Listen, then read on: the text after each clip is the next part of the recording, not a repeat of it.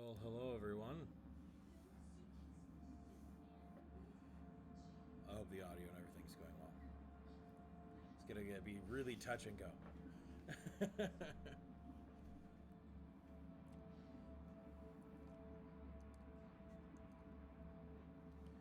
Other than just us, we mean the audio quality itself.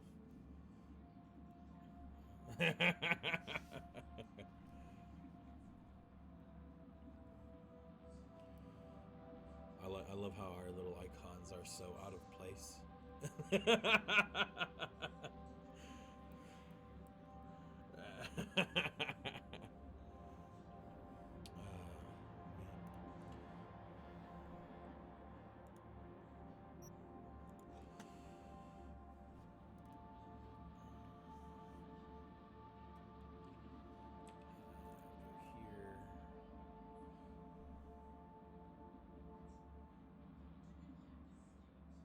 No, talking to myself. Well, I always do. I mean,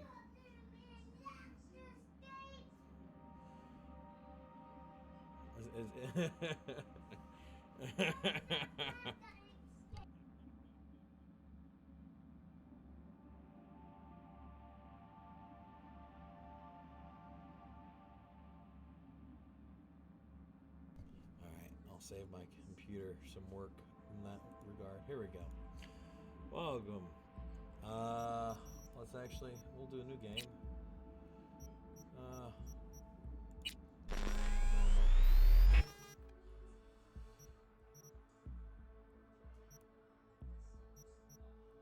so we got three options here. You have the Nomad, the Street Kid, or Corpo. No, you have the easy, normal. I can go back in the difficulty. You have easy, normal, hard, and very hard.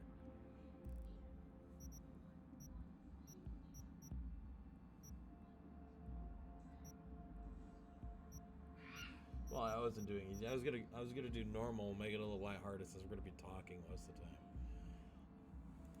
time. Then you have Nomad, which is essentially like, I don't know, like somebody from the wastes outside of Night City. It looks like the Street Kid, which you deal with like gangs and stuff, and then Corpo, where you're an asshole suit.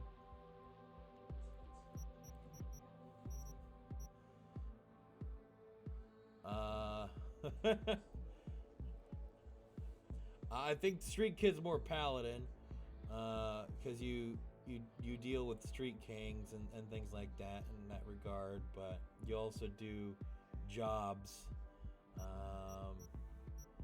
The nomads normally stick to themselves and don't mess with people. They love freedom. Then the corpo, few leave the corporate world with their lives, few still with their souls intact. So the way it looks, you're probably more along the lines of like maybe a hitman. I don't know, really. I played a playthrough as Street Kid, but I didn't do any of the other two.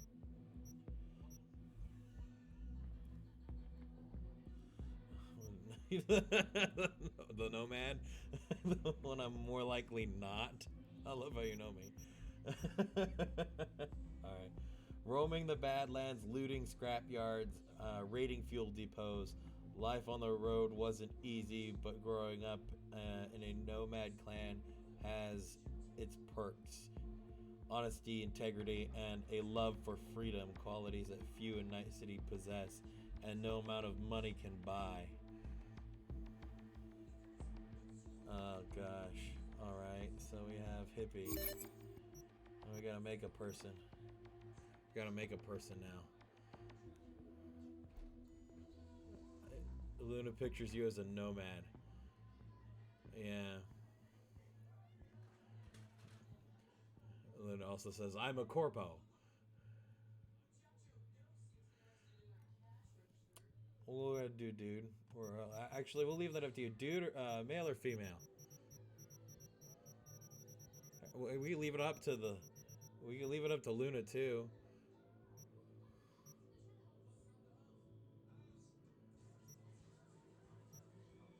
he not coming through?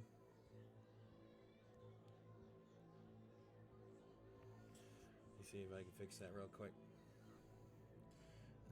No, it might be on my end. Okay. Can you hear him now?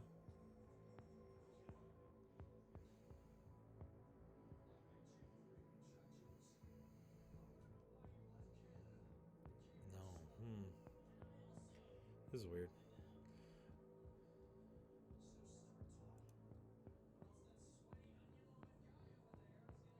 I do see in the audio mixer here fell. Let me properties.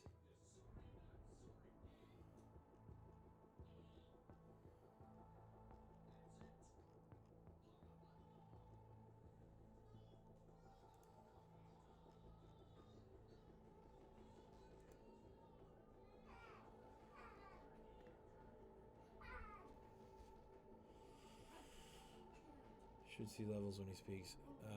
Say something. No, I'm not seeing any of that.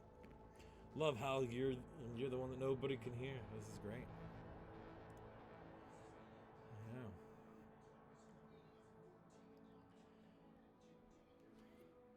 Okay, I'll go to Discord. All right, I'm in Discord.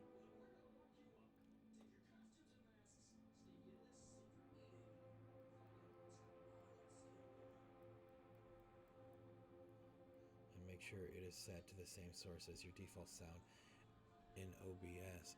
Oh, I'll have to change the OBS then, because I have two channels. I have voice and game. Am I able to... Here, let me see if I can do that. Properties.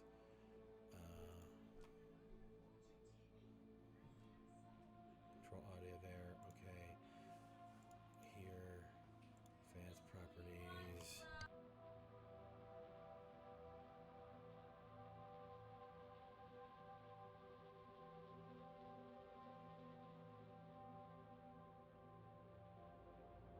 I'll go to settings here. Settings. Audio. Mic auxiliary audio. What? 2? It has desktop audio.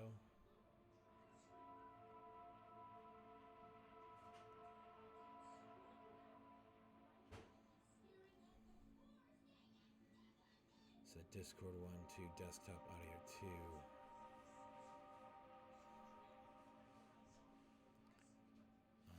Headphones, game.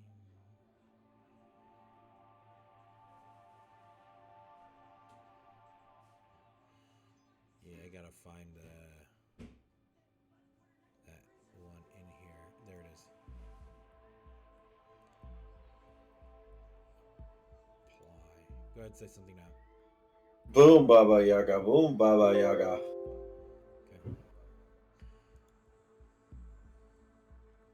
He should have been extremely loud. Yeah, I know. Yeah. Go ahead and talk. Boom, Baba Yaga. Is he good? At that level now? About the same level I am. I'm so pretty. I'm so pretty. Yeah, we'll do that. Alright, cool. Alright, we're about the same. Nobody got to hear all my funny jokes earlier. That's just... Yeah. That's not cool, man. Not cool.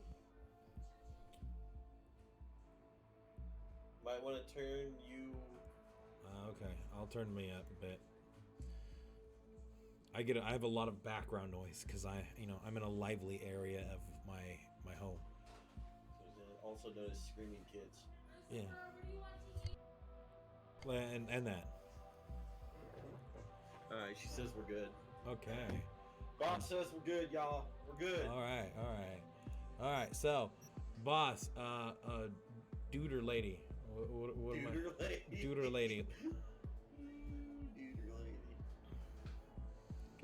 Hair on an elephant's butt or an infant chicken? Roll a d4. I don't. I I got one. You want me to do it? Sure. I think I had dice on my desk at one point. It's all gone now. All right. On. Luna says, I mean, you got a RP, so okay. So what? So what, Luna? What do you got here? What? I think she says you need to embrace your inner femininity. And you have to do romances. Okay. So who do you wanna fuck? All right. Where's Bob at? I Bob. I already know one person. So yeah. All right. We'll do a lady then. How about that? Huh? Is that what you're trying to? A dude looks like a lady. Yeah. Is that what you want, Luna? This dude Very like a lady. woman, Yeah. All right. We'll do a dude looks like a lady here. And hair. Oh god, I forgot. It's also the keypad. The guy I want for in my playthrough was Cop. LOL. So after you sleep with him, he gives you a shirt that says "Fuck the police." That's great. I'm glad we now know all of the options. I'm glad we know Luna's standards. Yeah. As long as she gets a T-shirt in the end. Yeah.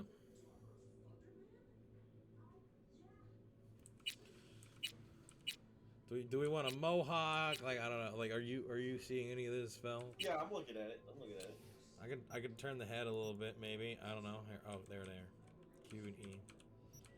We'll do it straight on here, and then if anything looks interesting, you point it out.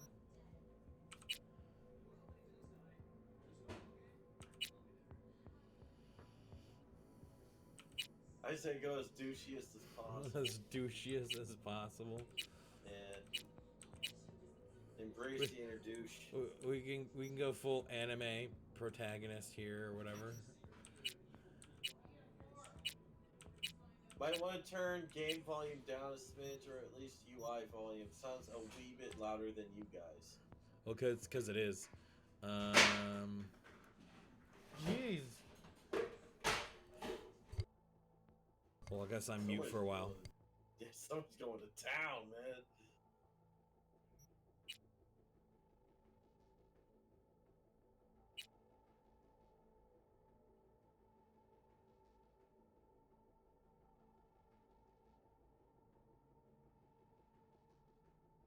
Just don't spec in guns if you do that one hairstyle.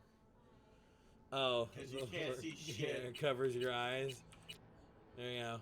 At least That's you can pull it up. Use your eyes to aim. Right? I'll just fire from the hip. We call it. Yeah. Good. Wild West this thing. We have chicken fingers on our head. That's the best part about machine guns. You don't need to aim. Yeah. Just mow until they go away. Just mow until they go away.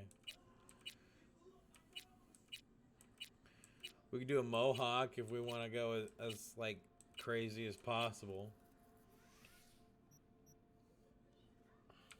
Make her look like a Fallout 4 bandit. Fallout 4 bandit. Sure. Get some tattoos and scars and stuff. Merge the games. Merge the games. Hair color. Here we go. Oh no, Delta's corrupting him. Delta's corrupting who? I've always been this way. What are you talking about? There, you got the flat red hair. Get that leather armor with capri pants. Oh yeah, the leather armor with capri pants. Yeah. Oop.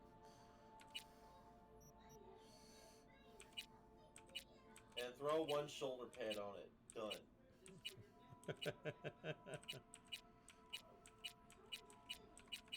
There we go. And then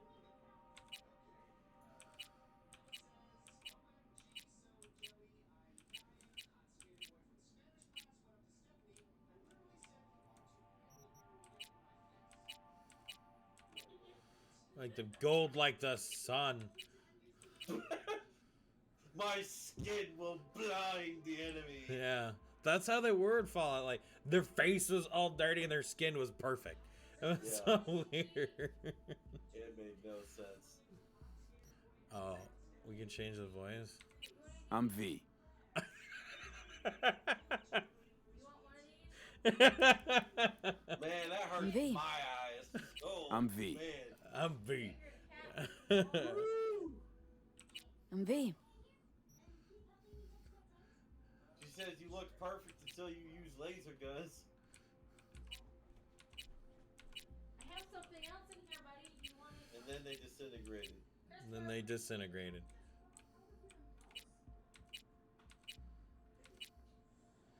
I like how it goes from like a gray to a bright and then just pale. Like the porcelain skin tone. Yeah. Do you have a grid here? Oh, there we go. Now we can see them. Now sounds a little further away, she says. Well, it sounds further away. Man, lean back. I'm always leaning back. What you talking about? Fine, I'll sit up. I want to make life difficult. Sit up. Jeez, making me not comfortable. God, there's no happy medium here. Yeah, there's no happy medium. You can't. We'll go with You can't blinding. impress this lady. We'll go with blinding. Well, you also can't. Yeah, her. Yeah, there's no happy You can't medium. impress this lady. It's just impossible. Oh gosh. What?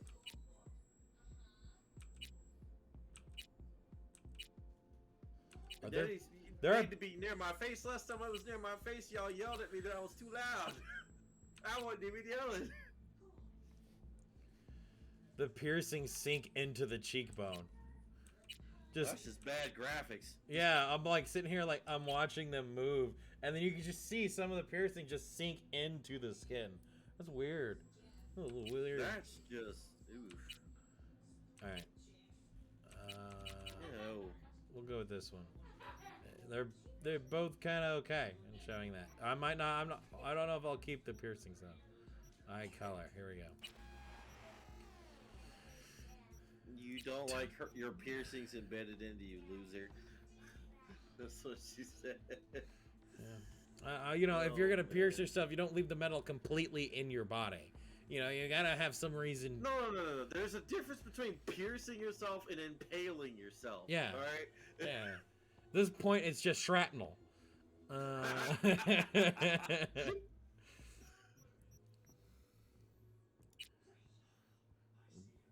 Hey, I'm not. I don't know. I don't get it either.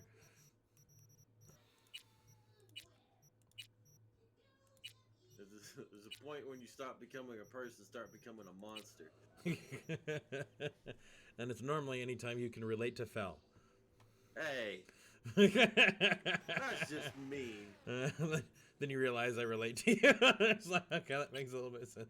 We are equally as corrupt. Yeah, we're equally as terrible. Yeah. Oh. You blue eyebrows. There we go. Perfect. Oh man. Green, pink.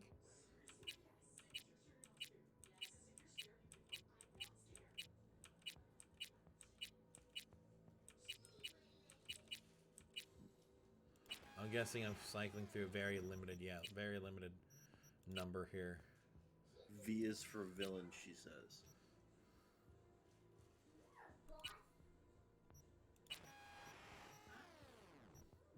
The nose.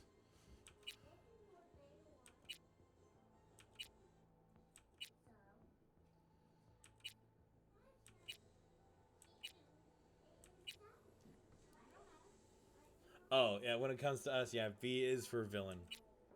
Hey, I am not a villain. Thank you. I always like to think that V stood for vendetta, but I mean... No, V stands for victory. We've all played Final Fantasy. We know this.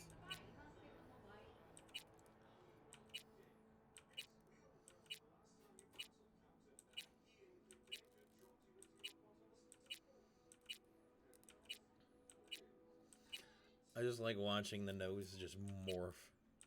It's hilarious.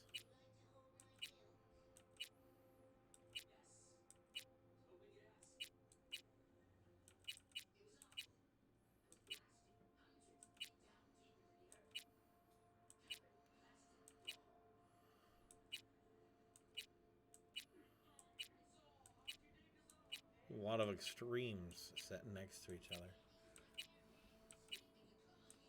Well, I mean, we're living in a day and age that people start making like some really out of their custom characters just because of absurdity at that point. I mean, walking around Skyrim with a purple afro. I mean, this is the day and age we're at. I mean, As you're walking around currently as a orc with purple afro. I am not. But I am walking around as an orc. Well, I already knew that.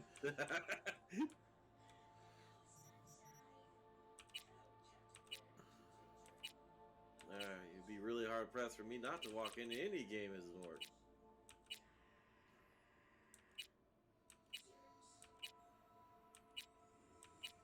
You're just happy enough I'm not playing an elf. Yeah, anything but an elf.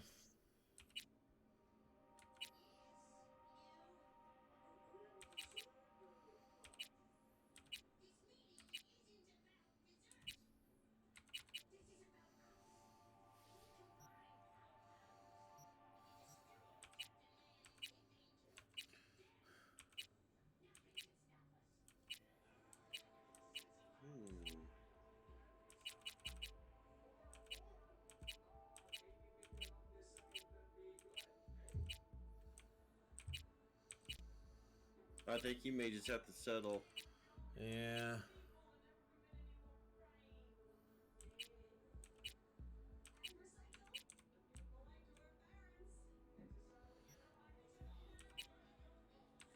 We'll go with the first ears. Alright, no. The earring wasn't even through the ear. Are you kidding me? Well, I mean, we are There we go. talking about cyberpunk here, so we gotta take it with a grain of salt. Let's pierce the metal on my face with more metal, because that makes sense. Makes me think of the elves from Ronal. That's what she says. What? What No, does? I don't know what these elves are, but I'm sure I don't know whatever. what Ronal is. I don't get the reference.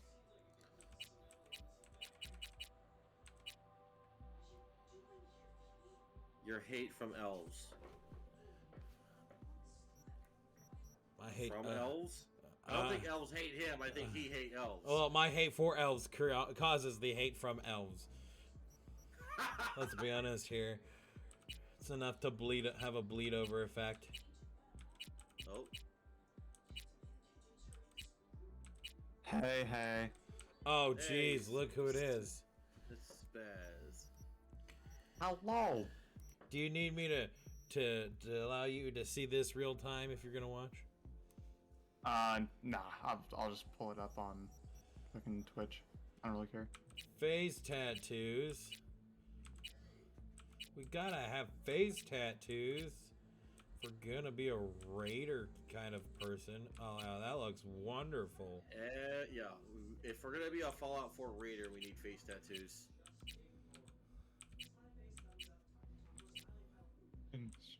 Bully. I see you, Luna.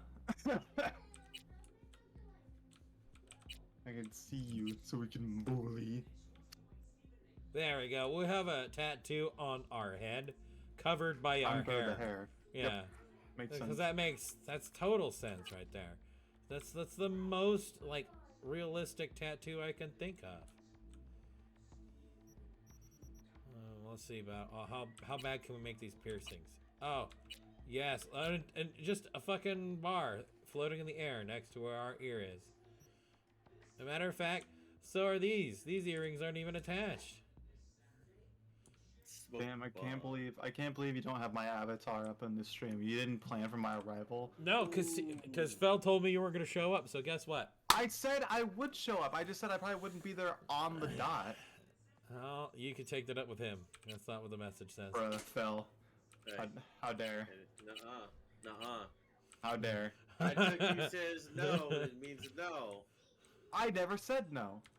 I said I wanted to be there. I just said I might be either like late or I might have to pop out for a bit in the middle of it. My To brother, make I dinner. can't schedule for mites and maybes though. I can't schedule for my. What do you mean you can't schedule for mites and maybes? Isn't that how this works? No, not really.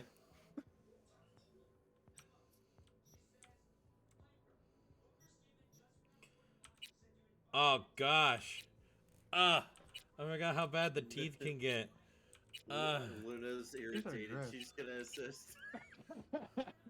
I'm kidding, obviously. I'm not actually fucking like upset. If I actually was, I would be dumb.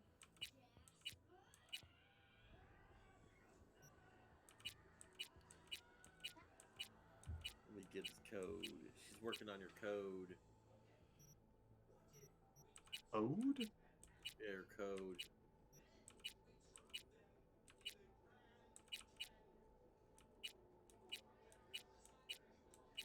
There's a gold lipstick? I don't fucking know, man.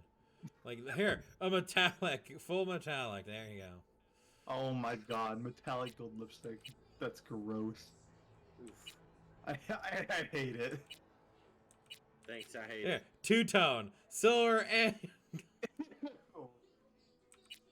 That's just- That looks like she's a robot. Well, I love mean, how your makeup is literally freckles. Is that a thing, Luna? Is that an actual thing that they do? Like makeup Freckle? yeah, like just fake Freck freckles. up, Freck up Meckles. Frecklemeckles? Freck up Meckle. Some girls, yes. Okay. It is. Huh. There are blemishes. All sorts of blemishes. We'll call that good. Nails! Well, I forgot about that. Let's go ahead and throw some clothes on. You gotta have like the longest nails possible. The that way they longest clip through nails? Your trigger, your trigger hole. Right there, yeah. Alright, what do we want the color to be? Red here. Metallic. The metallic. Yeah, gotta go metallic. That's not entirely. We're gonna have the hot rods. You gotta make it a metallic that's complete opposite of your lipstick. I don't have the metallic lipstick. Oh, never mind. We just do hot rods right here. The flame tips. Sure, why not? That's a Raider thing, right? Make them each different color if possible. I can't do that. Oh man. Body tattoos. You gotta have full body tattoos. Let's go around the shoulders. This matches up there. I think that's it. Hers Those are some fucking pepperoni slices.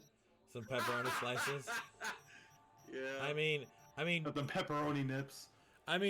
we can't really focus on those completely. All right. I mean, that's part of the whole thing. Or we're allowed to do this for Twitch. Can't focus on the nudity.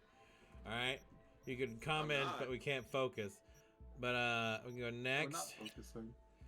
I'm just making Alright. a simple All right, observation. we got body here. That's what we're gonna do a comedic. Yeah. Oh my god! Don't start. Don't you start. We can do body, which makes us like more tank, and fists intelligence, allows us to mess with computers a lot more. Reflexes, evasion, increased crit chance, and mantis blades. Technical ability allows you to unlock doors and use tech weapons, and then cool. I think reflexes is also for pistols. I think maneuverability. Hashtag cancel spaz. Wow. Wow. I make a funny comment and then I get canceled. Tech ability each will increase your armor by 5%. What is this, fucking Twitter? No, I didn't think so. We'll throw a few in here, and then there. 5 in body, 5 in cool. Gets our health up, More with melee Sneaky weapons. tank. What? No, cool is resistances. And also, oh, it's stealth damage. Yeah, so it also increases stealth. Oh, we get more health points and Who stamina. said Spaz was funny? Who said- I don't know, considering that you motherfuckers laughed pretty hard at that fucking comment. I think I'm funny enough to be considered funny. Yeah, funny looking. She says lies. I see that. I have the stream pulled up. Next. Otherwise, I wouldn't have been able to make my pepperoni nipples joke. Got a on, nomad. Alright, this works, right? Got. But when they're that large, it's kind of hard to miss them. Fuck you, Lucy. Like right I thought you there. were going to bed. She's supposed to. Can you have it on screen so you matter? Hey everyone, feels great to have you back. So then, did y'all hear about that Arasaka aircraft carrier docked in Night City called Kujira or In the the studio. Whale? You don't. Apparently you the don't court exist, you figured it don't have an wasn't safe in opinion. Japanese waters. Oh, hey, Afraid some Wolf. local fishermen might... What up? Alright, I'm putting you guys Harpooning all for in here. scientific You fuck research. off. Well, you might as well. No, I ain't doing it. I'm gonna ignore it. No, I'm not Wonder putting you what guys in there. Vortec will Fuck off. respond with. It's too much work. Maybe Myers will fly a Rust Bucket B-17 Flying Fortress over Arasaka HQ. Ooh, Just man, what I get for that showing is up early. insensitive. I am Maybe if so you sorry. were Where here are on my time. manners? Please, President it will Myers. Okay, I mean, fine. of course. Fine, 'cause the Gotta boss said respect so. the Luna, if you won't office. do it for us, fucking check Because the boss said so. Because the boss said so. But Wolf is getting on here first because you're an asshole. Alright, I'm the asshole. Yes, I am the asshole. No, you got it wrong. It's because he's not even a man yet. You weren't even there for that. You weren't even a part of that whole fucking community. You don't get to make that joke. Where you come from? You Oh, don't get to make that damn. joke. Where you come from? Way from the other side. You on a right hook, man. This man he fucking RKO'd me into a volcano, bro. This dude just got strapped down, snapped out of nowhere. Get snapped. Alright, let me. What enable the you. hell? Look at that. I love how that's. I I'm need to- standing on you. Fuck Yeah. you, steppies.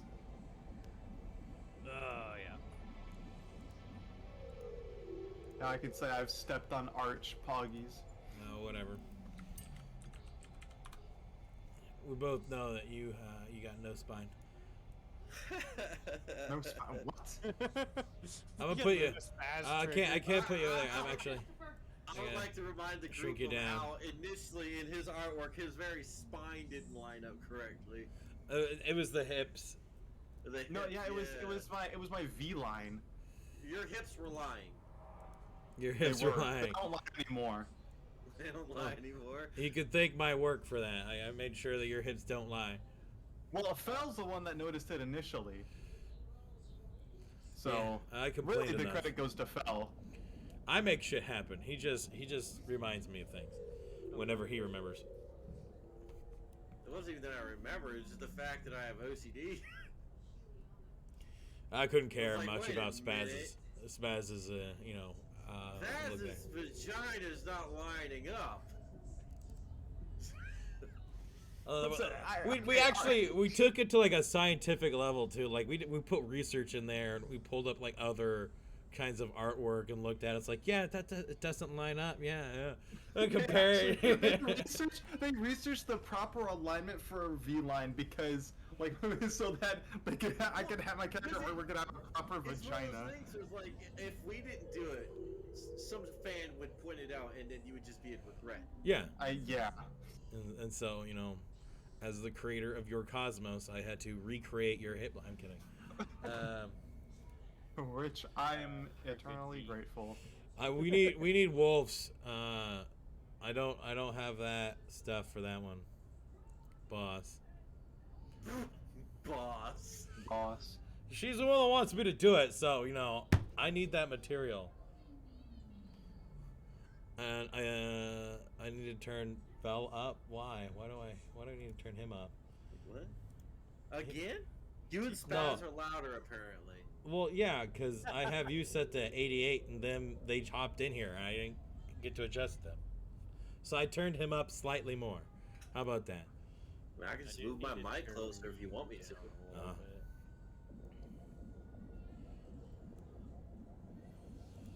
Well, look at this. You're already staggering the stream and by showing up, and she's just gonna make us form like a contract at this point. yeah, we're gonna have to pay this lady. Look at all this work. More than likely. Ow!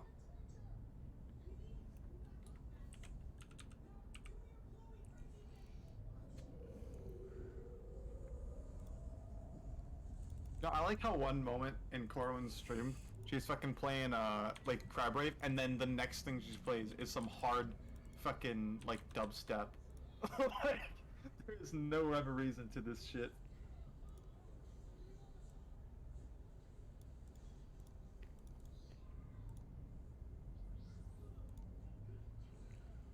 There. There he is. Got all your excess here. Wolf Step Ton, Arch 2, Pog.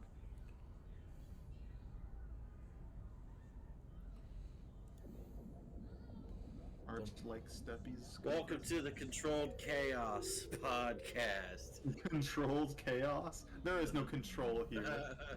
It is only chaos. Yeah, I could just mute Spaz and slide the avatar down so nobody will see anything. Well, then it'll be controlled.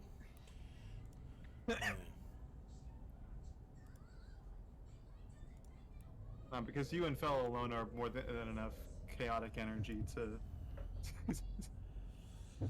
Alright, now that you guys have entirely taken up the bottom section of the screen. Gosh. Alright.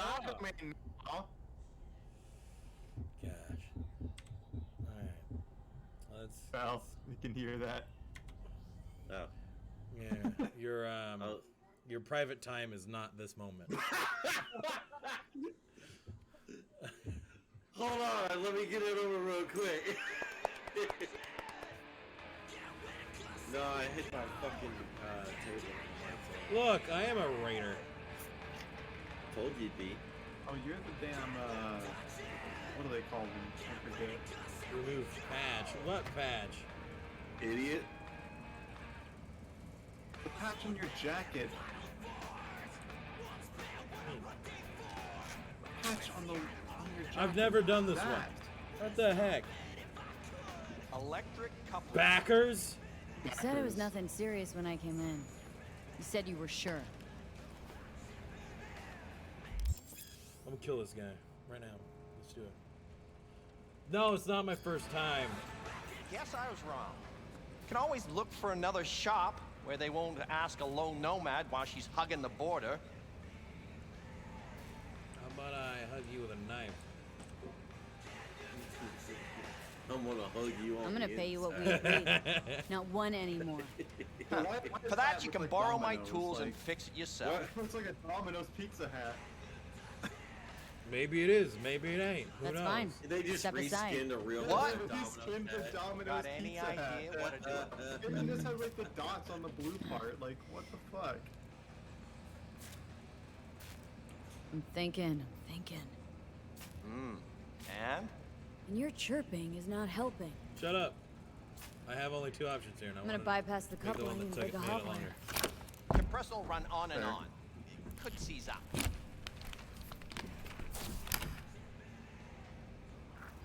Did anyone ask your opinion? Yeah, that's what I thought. Shut up. While I'm at it, I'm gonna steal your shit. Him in every D&D campaign. Some more of I your don't shit. care what you have to say. While I'm at it, I'm stealing your shit. Every fucking hero character in RPGs ever. I'm sure every time you play fucking Oblivion and Skyrim, or any Bethesda game, they would just go on the side. Dude, And then I you skipped hear all the dialogue dialogue. fucking on their head, Like, I've and then never steal all fully their shit. played through Morrowind, and I've skipped all the dialogue through this intro, and I was standing at the crossroads as a guy fell from the sky. I was just like, yeah, I don't know what's going on here, but this sounds perfect. What? Yeah. Alright, well, I guess that's It's everything, you literally raining broke now. ass bitch.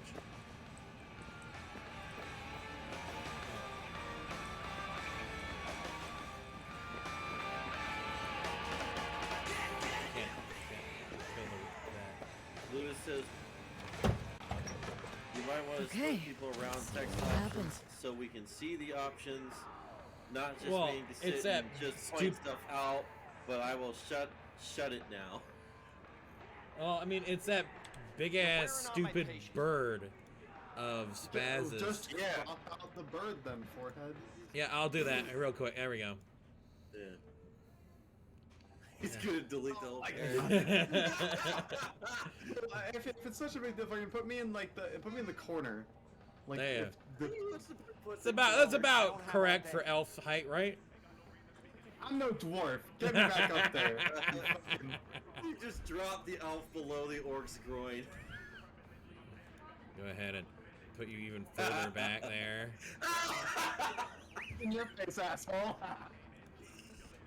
Oh Yeah, man, that's great. that, and then we can shuffle. I guess we can shuffle Wolf over. Just gonna have you peeking behind you guys. You're Fuck wearing on my you. patience Actually, no. We'll leave Wolf over here. A little shallower. And then I guess we can move Fel. Luna says it looked like we were gonna make out. Yo, bet. You're not touching. Bet nothing, bro. Bet, come here, Fel. And get back in the. Oh no, she said Arch and Spaz. Okay. I'll stand over here. How about that? That's about appropriate. Arch Right? wants nothing to do with the elf. Hiding in Yeah. the corner now. Here, this is a better statement there. No, I'm kidding. Trying to make the arms at the very bottom here, and then give room for the subtitles, because some people might want to actually read what's going on and not You know, listen to us. I don't have all day. Yes, you do. Put Shut on up. You have some all day for anything that I'm wanting to happen.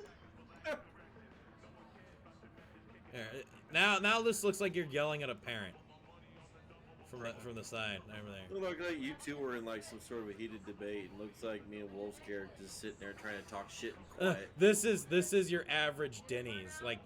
There's two people over yelling in one corner, and then the other two are like, yeah, we're gonna try to ignore this. We really wanted breakfast. Gossip, right? Yeah. There we go. I mean, That they are work? brothers, so that makes sense.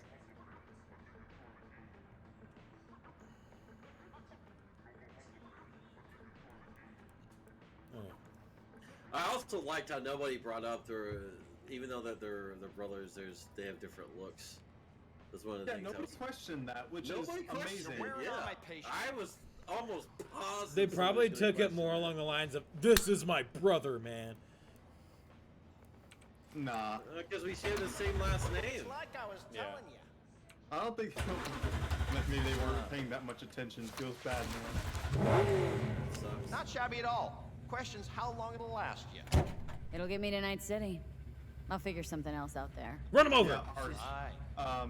Earlier, before you started this stream, I was talking to Fel. I was like, "Hey, Fel, I have So doable? over the course Sure of was. the past couple of days, or Sounds rather, I spicy, guess that. during Not my a workshop solid today, fix. I Might came as up well with keep spitting duck a theory on the worked. Black Citadel, That's what or the matters. Black King Citadel. You want to hear it? And he's like, I'm looking for someone. "Now let's Jackie get that Wells. shit to the Maybe, maybe. to the campaign." He goes, so, which feels bad, man, because I want to talk about it. Antenna on this heap don't seem like it packs a punch. Not liable to hear much. You don't say.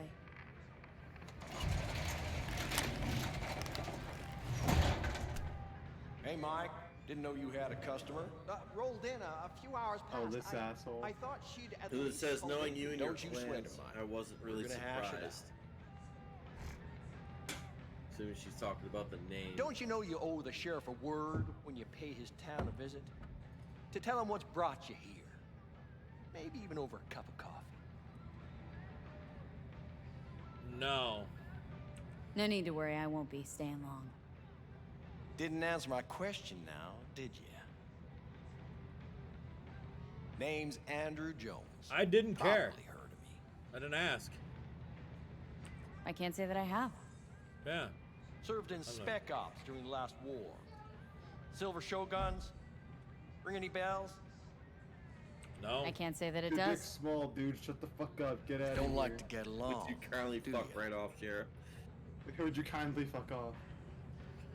You can kindly mose on over. That a nomad vehicle?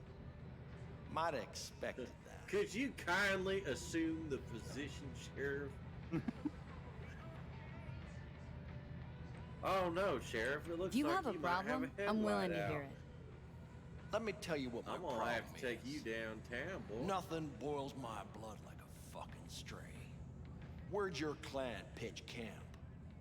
Don't spill it. There's no clan. There's no camp. I'm here alone. Ain't buying it. Nomads always stick to their packs. My family's in pieces. That's why I'm headed for Night City. Makes you an outcast among outcasts. Cool, whatever. Sure as You're hell a hope dick you'll be on among your way dicks. before long. Like, come on, man.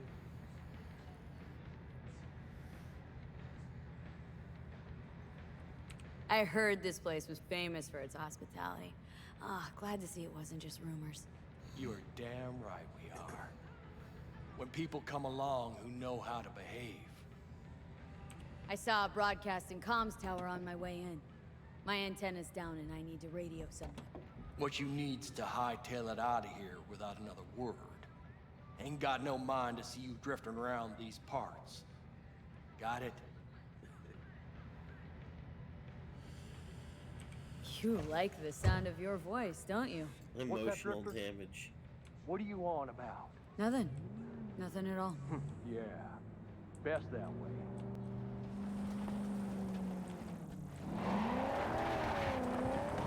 Emotional. Damn! Damn it. I didn't get him. I despawned. And then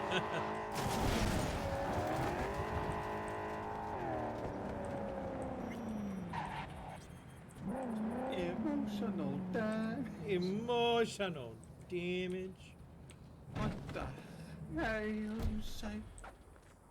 That's cactus.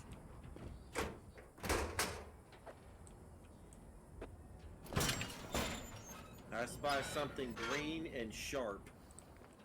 What this?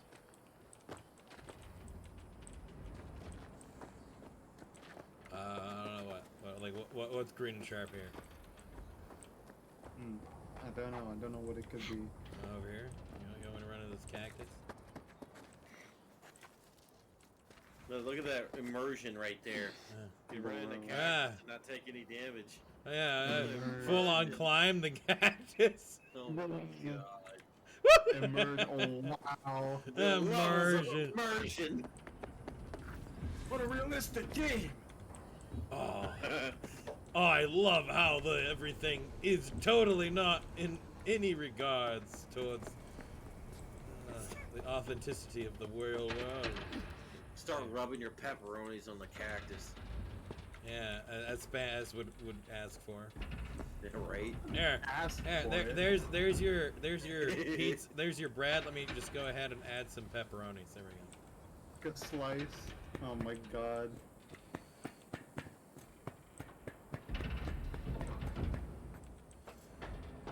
You can climb a cactus, but not an air conditioning unit.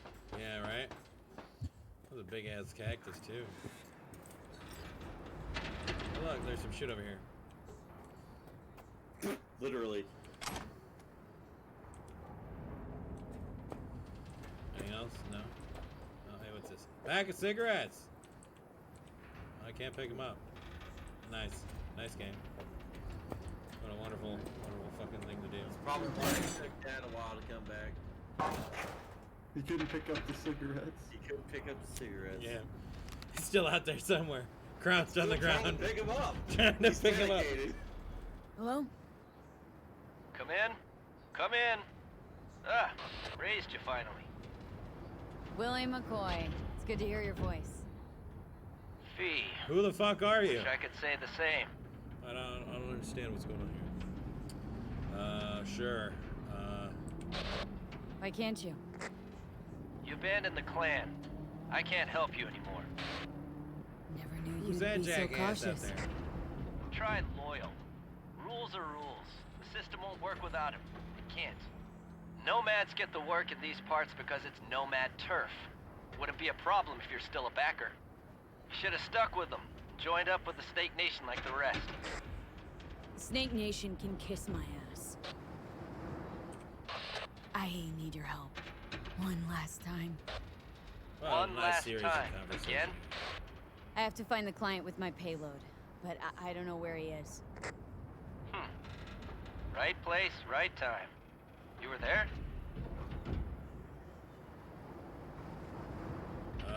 Yeah, of course. Of course I was.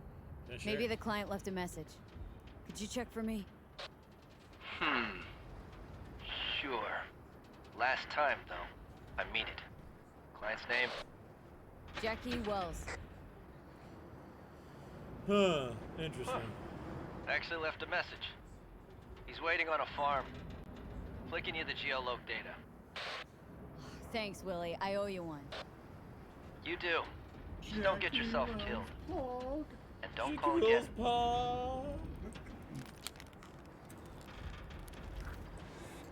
Let me just yeah. Yeah, good for the calves. Just Good for the knees. hey, look. I can Bubblegum that you can pick up. pick up that bubble gum. Snap, snap. This game does not promote smoking, it promotes the chewing of bubble gum. Nice.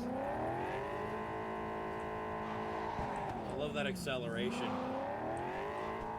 You know, you like, I would put it past it, like, you can't pick up like cigarettes or something, but you walk over to a wall or a fucking table and you can pick up some used bubble gum that's already been chewed.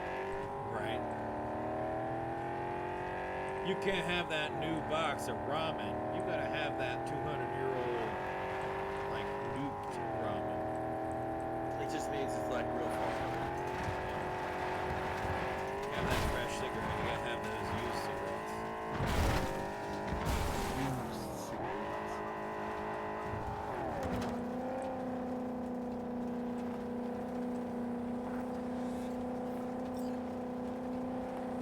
I love this acceleration.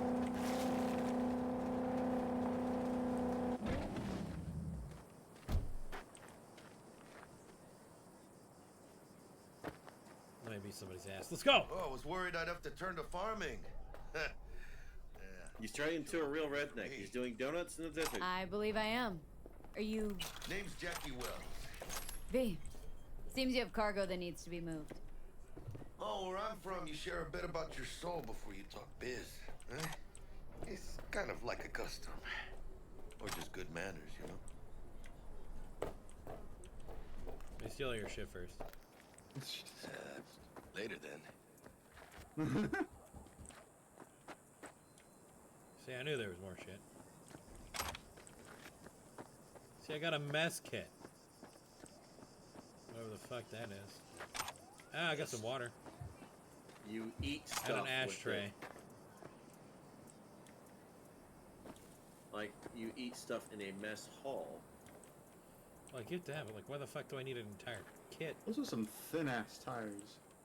With these? Some thin-ass legs. Those aren't thin tires. No, the ones you were stepping on earlier. Those Oh. Probably Those either ones. motorcycle tire or bike tires.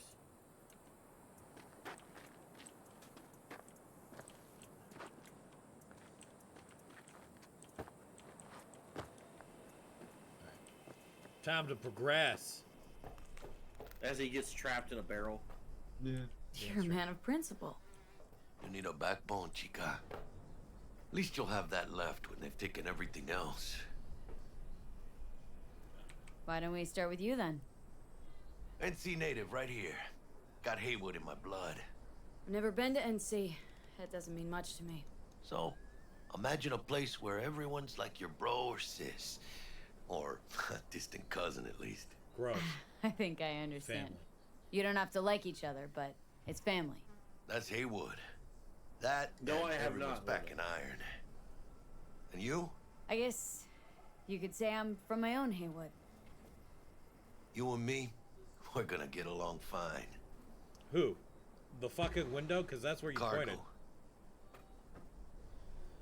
What's inside? You sleep better the less you know.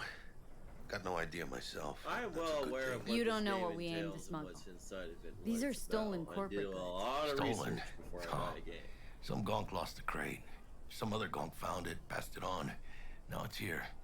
You know, butterfly effect or whatever. And there's no one looking for this crate. Ain't no problem if they look.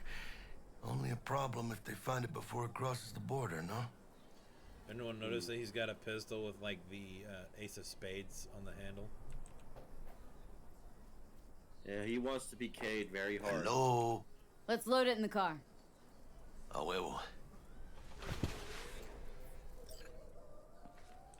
It's either pistol or a knife. Started thinking you might not come. I got held up. And you weren't exactly easy to find. I decided to lay I do a low, lot you of know. research on my games The beforehand sheriff because looks like one this grouchy research allows me to motherfucker. determine whether or not it's going to Yep. be a garbage game or if the game's going to have problems upon release, etc., etc. And I'm pretty good about judging What a whether they're fat going to ass. be garbage or not, and so far I've been right.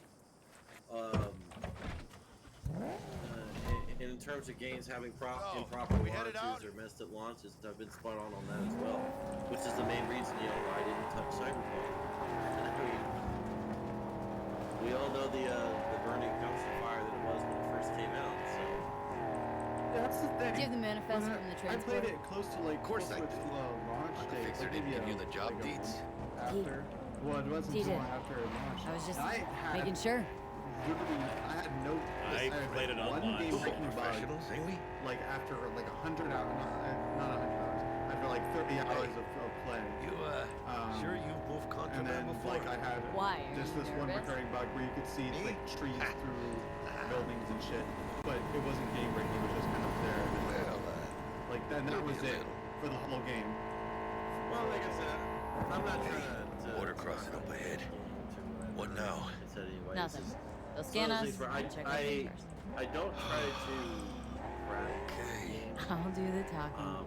When it comes to games in general, I'm very, very picky, number one. And if I do find something its potential, I'll spend a month or 2 months researching it before I even contemplate buying it.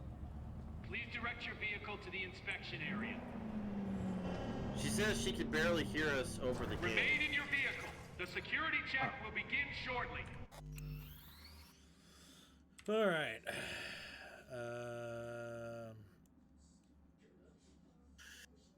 Now talk. Boom Baba Yaga. Okay. Well, yeah. That's just how that's gonna have to be equal to it because you're getting the same markers. Okay. Basically, what that means is suck it up, Buttercup. Bad feeling about I turned you guys up more. Okay.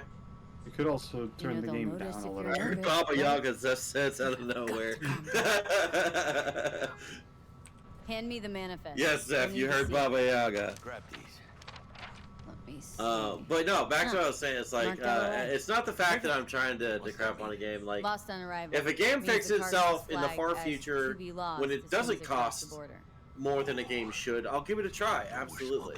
Well, then we'll have to find out. But that's another one of my stances is I don't believe The a owner video of the game vehicle should in the cost inspection $60 to area will report $80 for further for a questioning. standard edition.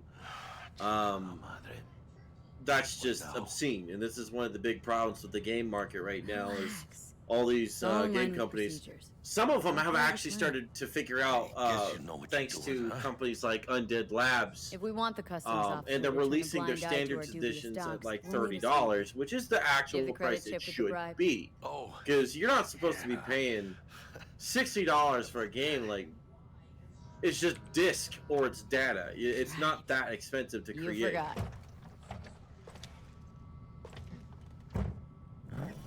I'll keep the engine running. Well, In case of a wait cock for. up. Do that. Huh? What do you mean? What? Well, there's the actual development of the fucking data. Yeah, the actual development of it is If you're covered by armed, the place millions your of weapon copies here. you're going to sell. That's the point. Is Right. if you're going to sell millions of copies, you shouldn't be selling it at $60, or let's push it to the limit where some of the deluxe editions or collector's please editions report are to room number 150. I have paid $250 for a game before, just because it's collector's edition. Yeah, that's My point. That's It's getting like overdone. ridiculous. But games are getting cheaper now, though. It upon is, release. and that's what I'm saying. It's Everything's thanks there. to some of the companies It might be, realizing it might that not things be. are getting out We'll of see. hand, they have been dropping the prices, thankfully. Which are you I know transporting? I know Zaf It's here, all in and there. a few of us. We actually try to support some of the indie developers because we kind of feel like the big companies are Everything? doing too much of a stranglehold on the market. There's People one additional buying out other companies enclosure to because the they have the manifest. ability to, and not giving any companies enough time to breathe and develop. Ah, yes. Remind me, Which you is drive for why which Nomad clan? I tried to try these None. no-name clan. I companies a drive little for bit myself. and help them out, Bold. because you never know. Like None when, too for example, when wise. Blizzard falls, You know, who's going to be the whenever I one that see steps someone up like you, into I'm Blizzard oh shoes, so or grateful not to be what on that happens side if of another it. game company fails? Like one day, like I could The pray to the feeling's gods that EA collapses Go into a on. pile of burning Your associate's ashes. waiting for Who you. takes Call. EA's spot? But Fallout 76 offered a great limited edition bag for just $100 or over. God, right? That's what I'm saying. It's like this. It's so corrupt, Shit, man. Imagine Night City is some kind of paradise. And I, like I said, my goal is not to knock on these game companies. Like, they have made wonderful I'll tell you games in soon. the past. We need to get out of here. But the problem is none of these games should have been priced at a price that high. If you can make a game that is no different in terms of play length, which some of these aren't, than games on the PS2, why the hell are you selling it for $60? Let's say I have a bad feeling about this. Also, Spaz and Fel, look at memes. Luna, that's called Rarely. extra content. Smelling trouble around the bend? Oh, Jack. Luna says if you pay extra, you get the bonus of getting banned. Someone's coming That's our what way. it is. This does not look good. Memes in. Stop your vehicle immediately. Let's get out of here. Here's another thing too. Like, there's a lot of games like Fallout 76 that was like, yeah, you totally have some potential here. You could really do good, but they do shit instead. Yeah, it goes back to the business practice that I've explained to people before. What people don't realize is it's not actually the developer's fault. Developers are doing their best. They have absolutely nothing to do with this equation. What it is the other half of that business. It is not the developers that tend to get promoted, no, because they are not the ones that bring in the money. It's the business side of that business, the ones that do the marketing, the ones that do the promotions. These guys get promoted, and because they become the new leadership, they don't understand the development part of the game, and so you have games get released way too early, or games getting rushed to get out before a certain date just to make a little extra money. Or you have the problem with a Blizzard where the marketing people are in charge of the entire fucking development process, and it ruins literally everything. That's exactly it. It's these people that keep getting promoted, which is why a lot of our big name companies are releasing nothing but gutter garbage right now. Or games that take 3 months to fix before they're playable.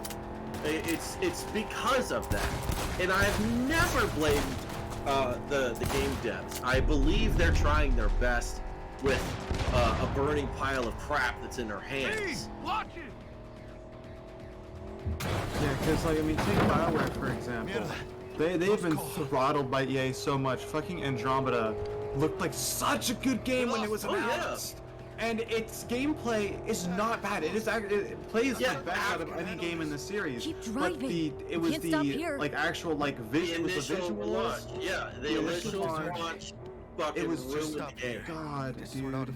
But after they fixed it, like a month later, after they fixed all the glitches, it was a great game. But because they decided to push the development team to the brink of breaking, they released a game that was not ready to be released. And this caused the game to become fatal. The media killed that game because it was not released, or it was released because it was before it was completed. At least have the balls to say so. And that is why games like that happen. Why Fallout 76 happens. Why Cyberpunk happened. Just because one person or a handful of people don't have a bad experience on the game, when the higher majority of the people actually do. Like, for my example on this is with Andromeda. I never had a glitch on Andromeda, just like you did. You only had one glitch with Cyberpunk. Just because we had a playthrough doesn't mean that the higher majority of people didn't. We've crossed the border. And that's basically what happens. Is because the development process is rushed, the game becomes fatal, media kills it, and you don't get any DLC. Andromeda is a perfect example of that. That game was dependent on the DLC that was supposed to be released on it. That game is 25% of the way done as a story. So if you play Andromeda, you're going to have a good time. You're going to enjoy what you get. But when you end that game, you're going to feel like, well, what happened? Oh, well, that's exactly what happened. The spotless moral code of a smuggler. So what's next? But now we take a peek inside. Yeah, it's like I really am praying to the gaming gods that the companies keep on this realism factor, and companies like Square Enix are really good about this. Says Arasaka. They give their development teams the time necessary. Maybe that's the thing.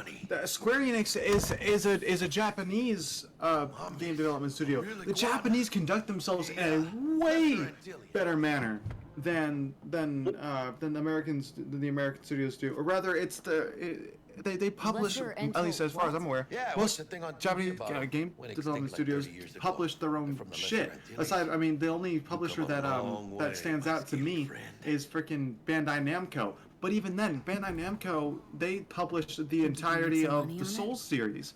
But the Souls series was a fucking complete game upon release. Us? Yeah. Yeah, so they give their people they give their development studios enough time to develop the game. And I think it's kind of and I don't think I know it's all because these fucking these publishers only care about the money. They don't care about the quality of the game. If they can rope in enough people at launch to buy the game and they can make a profit on it, then it's a win in their book. They don't care about the rest. And I've actually explained this to multiple people.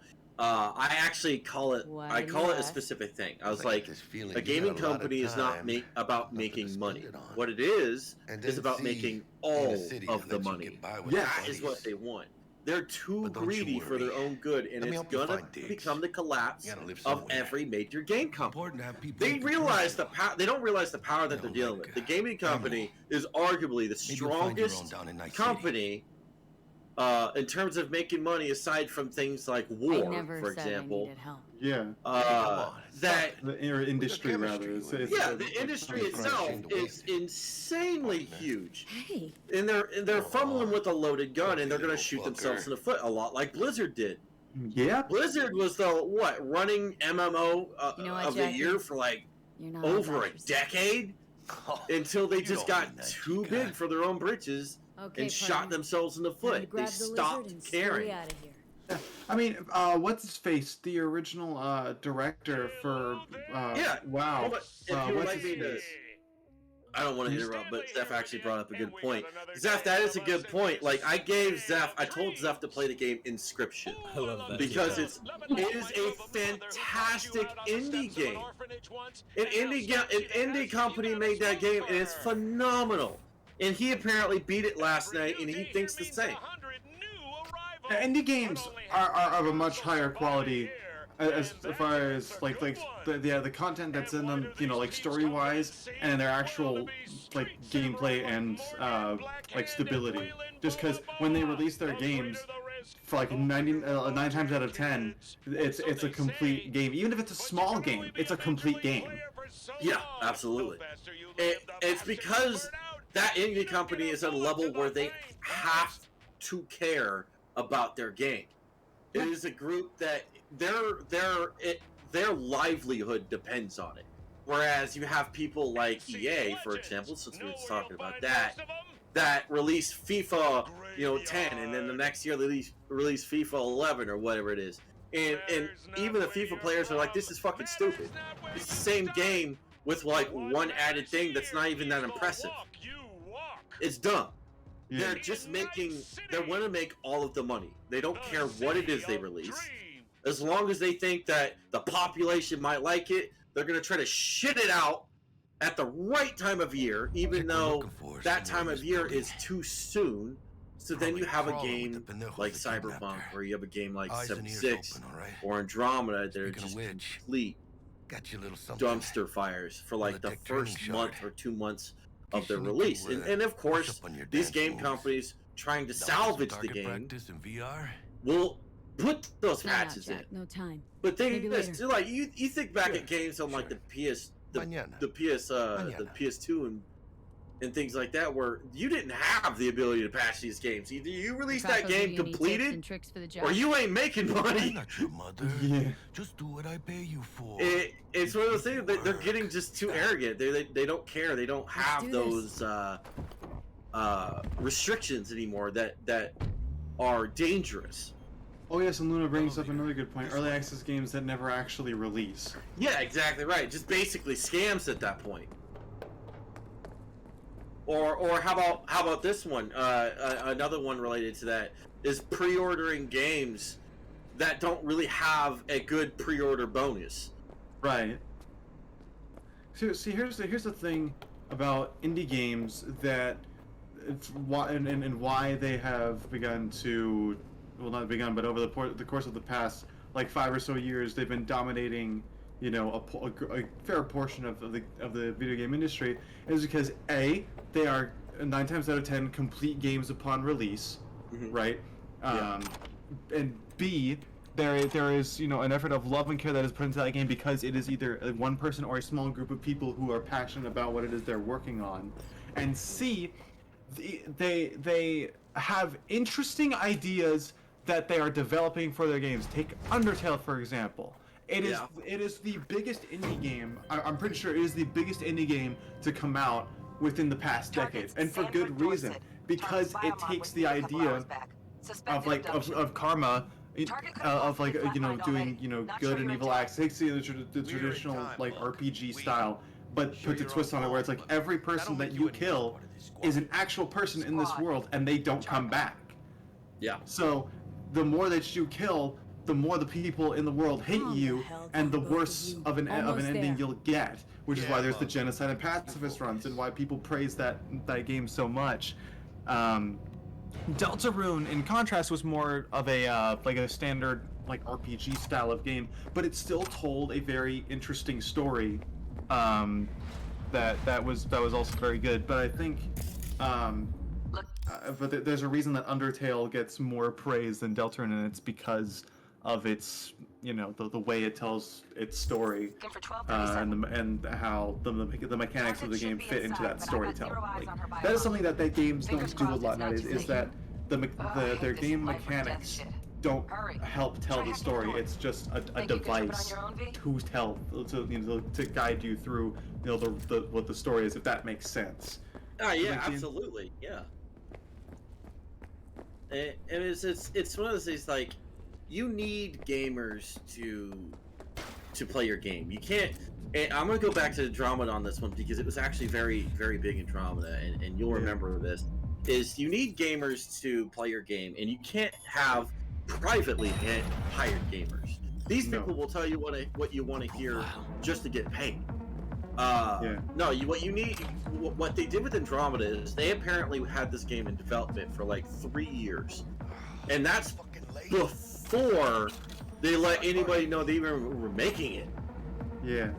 And they wanted so much secrecy on that game that they didn't actually have the right people testing it. And so once again, if the game is not tested before it's released, this one's packing black. how are you going to find all these bugs? Typical back alley fix-ups. There's a lot of problems with the current setup that the gaming industry has, and like you said, the gaming companies like the ones that make Undertale are phenomenal like blessings to the gaming industry, and I really do appreciate them. I will say this over and over, even though that they have most recently been bought out by Microsoft, Undead Labs is my favorite game company because of what they did. We're an indie game company that came out of nowhere with State of Decay. Most people know what State of Decay is. It's an open world zombie game. Now the first game, I played it, and I didn't like it. And then a year later, I came back to this indie game, and I was like, huh, I actually like this game now. They spent an absolutely outrageous amount of time fixing this game. And then when they decided to release State of Decay 2, they're like, okay, we need to talk to the fans, we need to talk to the players.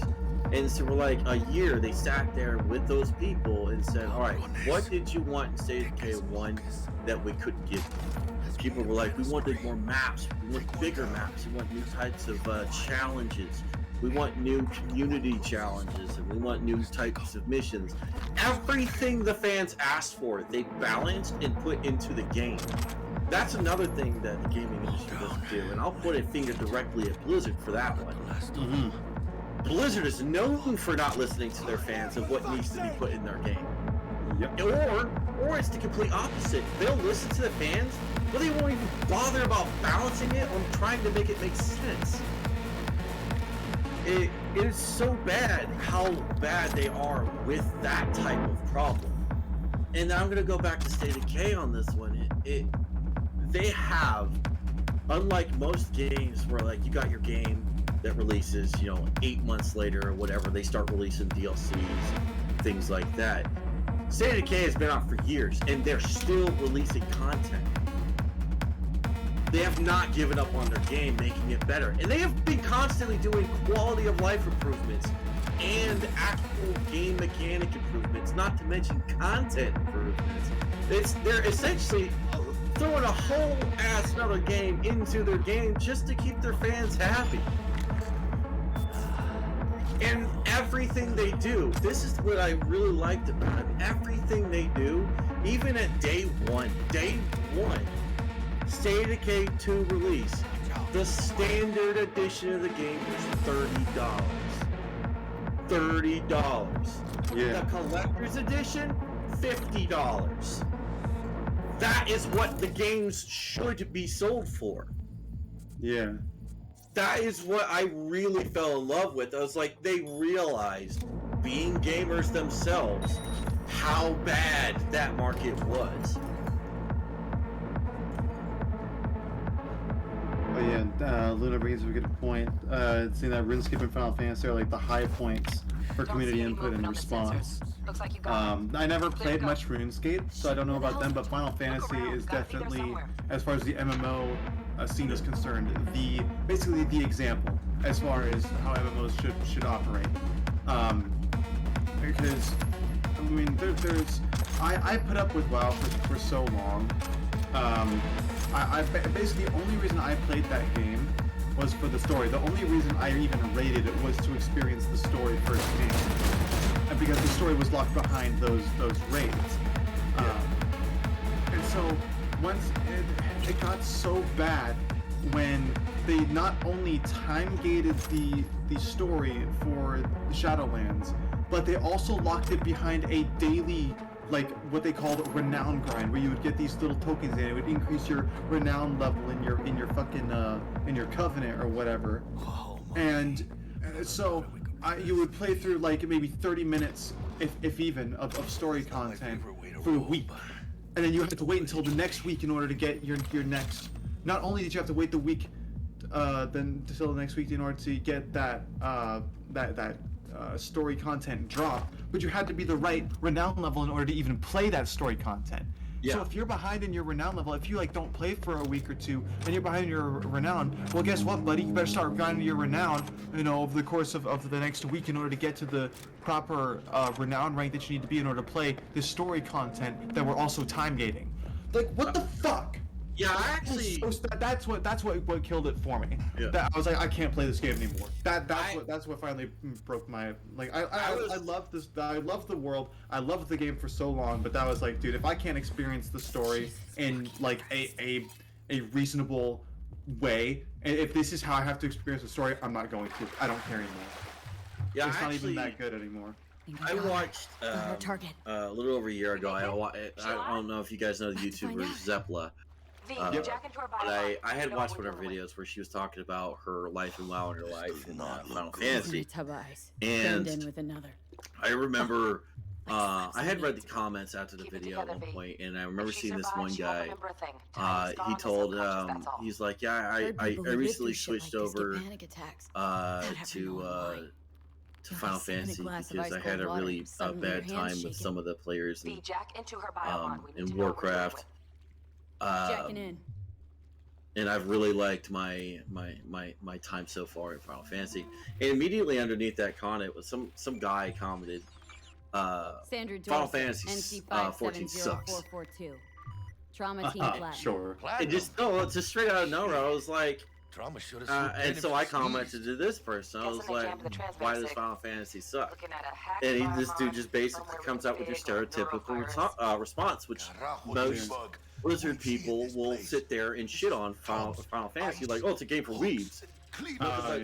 Super virgins play this game or whatever. I'm like, okay, first off, I wrote a fucking paragraph to this guy. I was like, let me break this down to you Barney style real quick. Number one, I am the hero of my story. I don't know about you. Are you in any of your cutscenes, by the way? Hold up. No, let me answer that for you. The answer is no.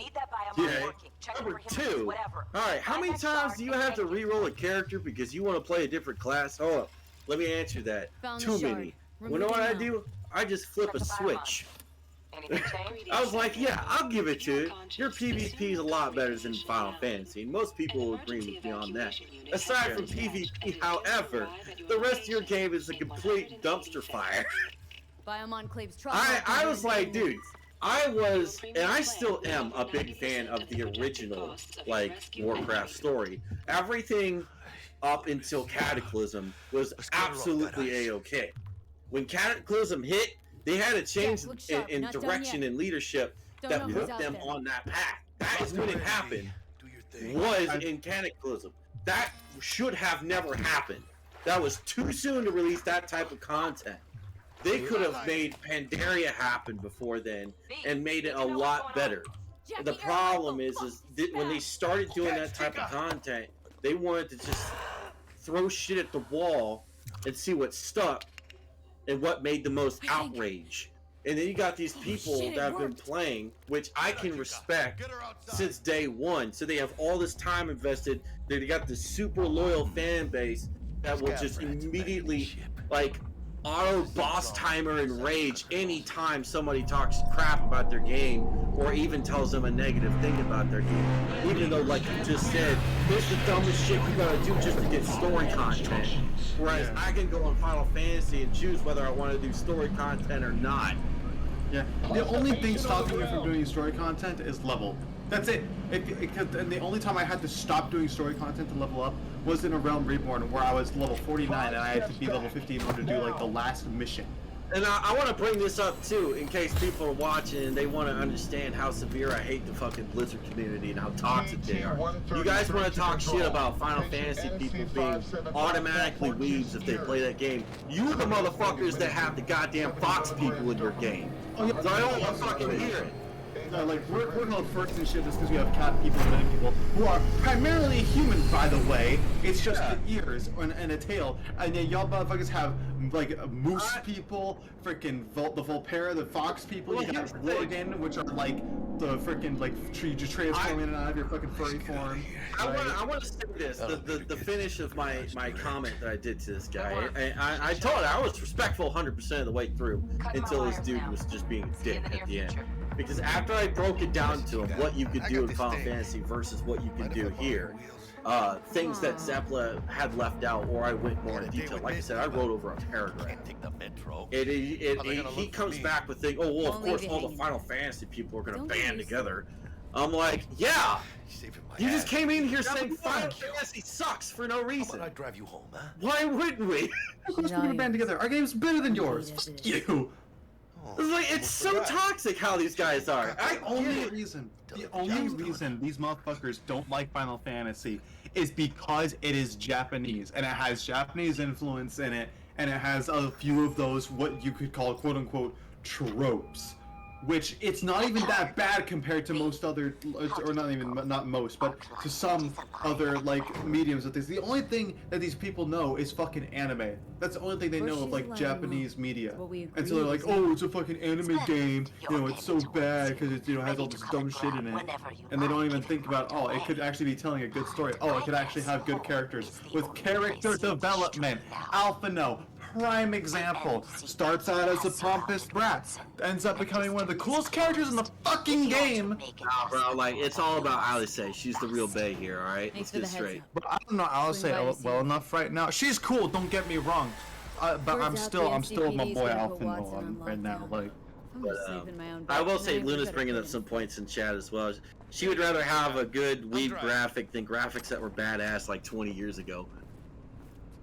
Yeah, dude, WoW's graphics, the engine, WoW's engine, not even just its graphics, but the entire engine for the game is outdated. It needs a revamp, dude. I will say, what they do have in their court in terms of graphics there is it's a specific type of, what would you call it, cartoon look to the game. It's a cartoony looking game. I would rather like a cartoon looking game like Warcraft. I could see your point there. Valid. However, when you're wanting gameplay and graphics, if we're talking like whether it be dungeons, open world, fucking downtime activities, or even raids, you're looking at Final Fantasy to take the medal there. Now, as I have said before, Final Fantasy's PvP is garbage. Do not go to Final Fantasy if PvP is what you want to do 100% of the time. You're more likely not going to like it. I can tell you that. As somebody who went and PvP'd non-stop in Warcraft, I went to Final Fantasy, it was complete garbage, and it still is. It's nowhere near the level of good PvP that Warcraft has. That's basically because of the way like players move in relativity to each other. Like the movement is awkward, and that's part of the reason why the actual combat in PvP is weird. Because like I can be a warrior, not even in melee range, and I can still fucking fell cleave a dude that looks like he's standing like 5 yards away from me. I want to chip in real quick. Luna says, I just imagine Art sitting there like these fucking MMO nerds always having this rant. I'm just enjoying a game that doesn't have any elves. Right? There you go. He's having fun. Let him out of his corner. You're taking over the stream, damn it. Alright? No, I'll let that rant lay dead now. We'll go back to our previous, where we're talking about games, right? That's what this comment started with, is the quality of our games, the direction the game companies are going, and what we like to see in our games. Each of us has a different taste. For example, I'll point my hand over here at my friend Wolf. He doesn't actually like Final Fantasy. He actually is an ESO player, which is respectable. ESO. Yeah. I don't have an Xbox anymore, so can't play. It's not of your own accord, though. Right? Not of your own accord. He is, I will still say, is an ESO player. And as somebody who's played ESO, I didn't necessarily like it, but I could see that it's a good MMO, and I wanna give credit where it's due. Now, I've actually talked to Wolf about that before. He and I, we see eye to eye for most of it. And apparently, from what he's told me, a lot of my previous gripes I've had about the game have been resolved. for the most part. So Either that or you just have to have a deeper understanding of the actual game. Yeah, so like I can give credit where credit's due there. You know, if they did what they did to make it make sense and make it a playable game. And that's probably why it's in like the top 3 MMOs right now. You got Final Fantasy 14, you got ESO, and I believe it's Black Desert's been shooting up in popularity as well. Black Desert's just getting a lot of momentum from some of these downtrodden Warcraft players right now. Yeah. See, here's the thing about Black Desert. I haven't played Black Desert. Let me just preface this by saying it. But what I have heard of it is that the end game of it is more focused on like the crafting and doing that kind of shit than rather the actual combat and like I guess what its equivalent of raiding content would be. That's just what I've heard, mind you. And I've heard it is incredibly grindy, even more so than WoW. I have heard the same thing. Yeah. So I can tolerate a grind to an extent. The grind in WoW before Shadowlands, I could tolerate. Like the freaking Artifact Power and Azerite grind, I could deal with. Because it actually would increase, my character's power level. It made sense and whatever. Until it got to Shadowlands, where the only thing I was doing a grind for anymore was story content, and that's when I quit. So I can deal with the grind, but for something as crafting isn't the reason why I play an MMO. It is for the combat. It is for the whatever that game's equivalent of raid content, raid and dungeon content is. To be the hero. Yeah, because that's what's most fun for me. Now, whenever I'm like at the end game where it's like I've done all of the story content, and I'm like on farms for whatever, that's when I'll go back and do all the crafting classes. Because I mean, in Final Fantasy, the crafting classes have their own class stories. Like they are their own classes. Like they have stories applied to crafters, which no other fucking game does, as far as I'm aware. You have a game company here that, for their entirety of their career as a game company, that is what they've been known for, is story. When you think of a good story writing company, you don't think of EA, you don't think of things like that. You think of fucking Square Enix or fucking Bethesda. That's basically it. Yeah. I mean, granted, I'm not saying it's limited to that. Obviously, you have some game companies that can make a good game. But when we're talking about, what is it? We're about to hit Final Fantasy 16 at this point. I think that's the one that they're about to release, like in a year or two. 16, and that's just Final Fantasy. Yeah. Yeah, of course I expect their main MMO, after 2 failed MMOs, to be good. Every game company needs to have a failure or two, because you have to learn defeat. That is a key to victory. And that's that's what WoW hasn't learned yet. Even upon launch, they were successful. Like, sure, it had its buggy issues with like people. Like server capacity issues, but once they got past that, there was nothing left for them really to fight against. Yeah. And after they got their shit sorted out and they started continuing to rise in popularity, other games, other MMOs couldn't take their players away because of how like they basically never truly failed until Shadowlands. I will actually. I have to rebuttal that one. They failed at Cataclysm. Well, they failed hard. Well, see, here's the thing. They failed in Cataclysm, but take Cataclysm compared to what's happening now. Well, here it is. I'll tell you. I'll explain to you what happens. Here's the difference. Now, I'm going to go back to one of the previous things you said. That you played a game that has a ridiculous grind. Now, I will actually state, Luna, being a Final Fantasy player, may be able to back me up on this. Final Fantasy 14, if you played at initial game release of Realm Reborn, and you played through the entirety of the first game, right? You know for a fact that was fucking just a nightmare. It's goddamn is an achievement to get through the first 50 levels of story content in that fucking game. Yeah, even look at Luna in there. Yeah, like everything pre-Heaven Ward before they actually shortened it was ungodly boring. Oh, holy shit, it was bad. Like, yeah, everything, yeah, like I said, a Realm Reborn, pre-Heaven's Ward, until you get to the, like, final bit where you actually go in there, and I'm not gonna do spoilers, so nobody has to worry about that, but where you get set up for Heaven's Ward, that's when it starts to really peak and take off. But if it's like an ungodly grind, like it was, I'm so surprised that we got so many new players in that had to go through that grind, which good on Square Enix for realizing there was a problem, and they actually took a lot of those dumb fucking fetch quests out of there because it was just pointless. Why the fuck is the Hero of Light gonna save the fucking day and then gonna have to take this lady's bait sail to Steve down the road? That's not what a Hero of Light does, man. We're here to save the day, fight monsters, and make women fucking fawn over us. We're not here to fucking go to the bait sail for the Girl Scouts. Men and women. Yeah, I mean, have you? That will be inclusive. No, I'm not even. No, it's not even a joke. Like, I'm not even being like, oh, we gotta be inclusive. No, have you seen the way Emmerich looks at us, dude? It's bro. not even Emmerich, bro. No, it's all about our rogue boy scout. That's what it is.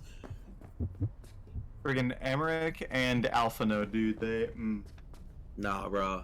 It's the rogue Boy Scout. Rogue Boy Scout. What? Thancred? Yeah. Boy, yeah, Thancred. You can't write. Yeah, Thancred's great. He is my favorite Scion. Before I met Alphino. Before Alphino got good. Luna brings up another good one. Graha of the newest recruit to the Scions. True. Though I haven't seen much of him. He says we are his senpai. That is true. I haven't seen Graha yet since the Crystal Tower. I mean, I know he's there, but I haven't properly seen Graha.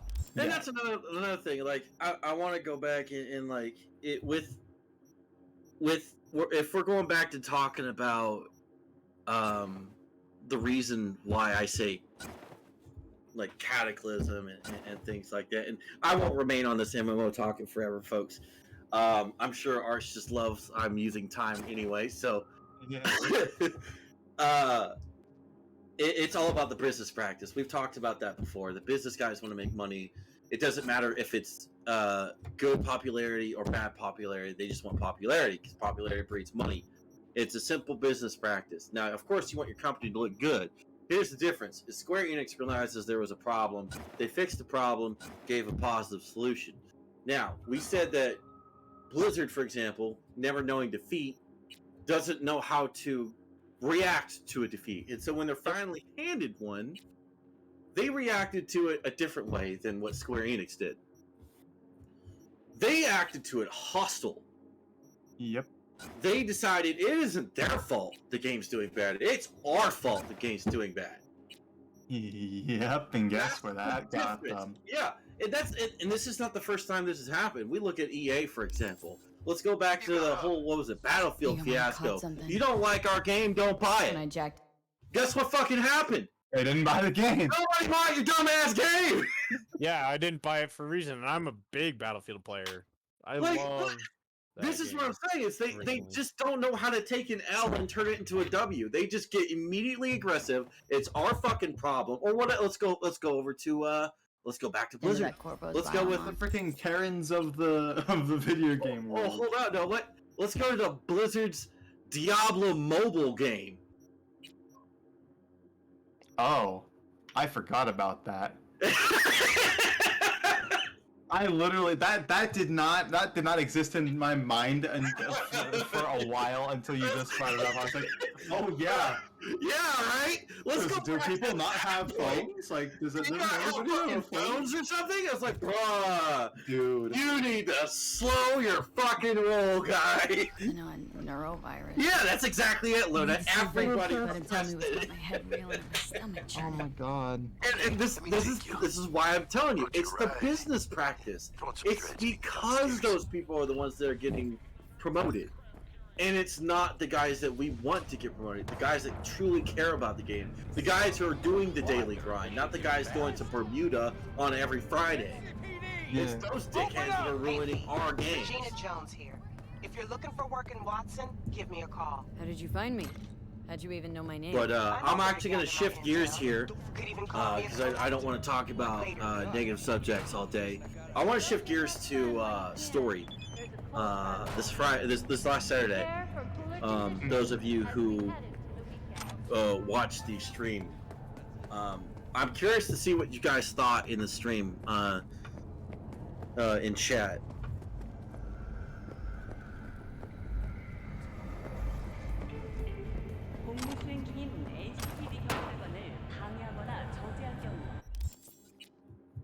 We got anybody in chat?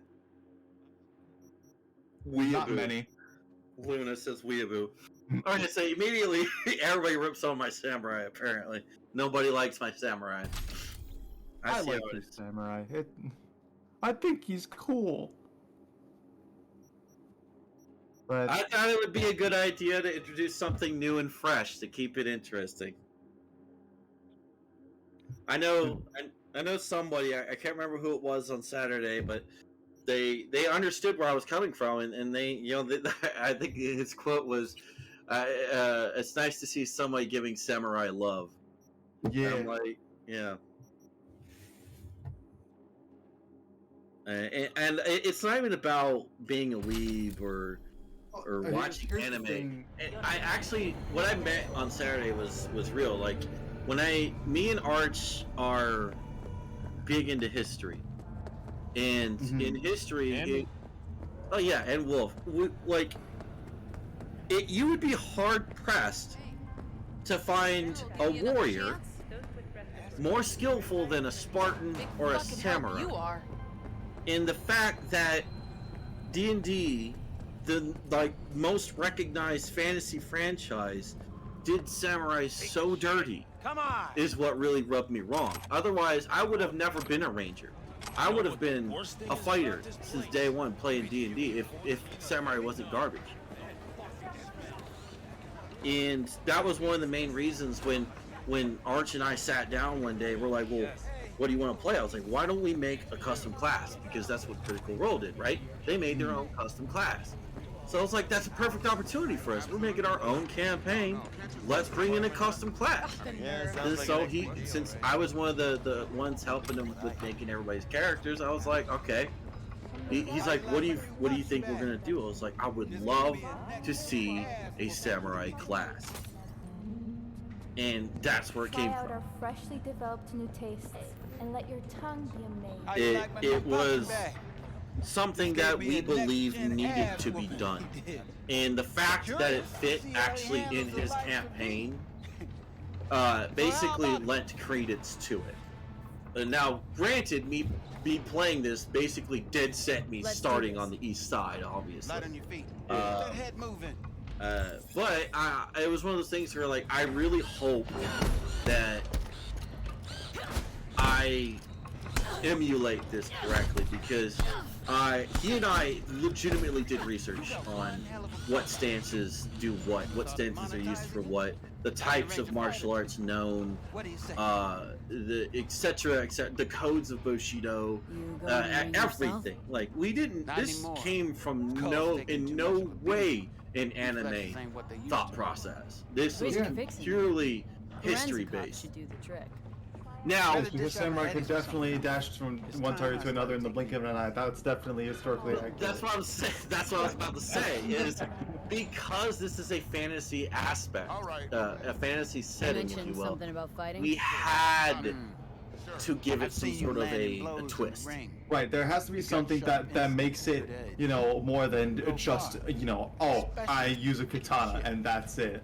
Like, there has to be something else that makes it, stand out from the other classes. Exactly right. So what we thought of, we're like, well, they're really close to monks. Monks can do some weird shit, like they can do Step of the Wind, they can fucking catch arrows in midair, like Mr. Miyagi, like, they can do weird shit. And on top of that, they get ki. Some monks can use their ki to become the freaking avatar.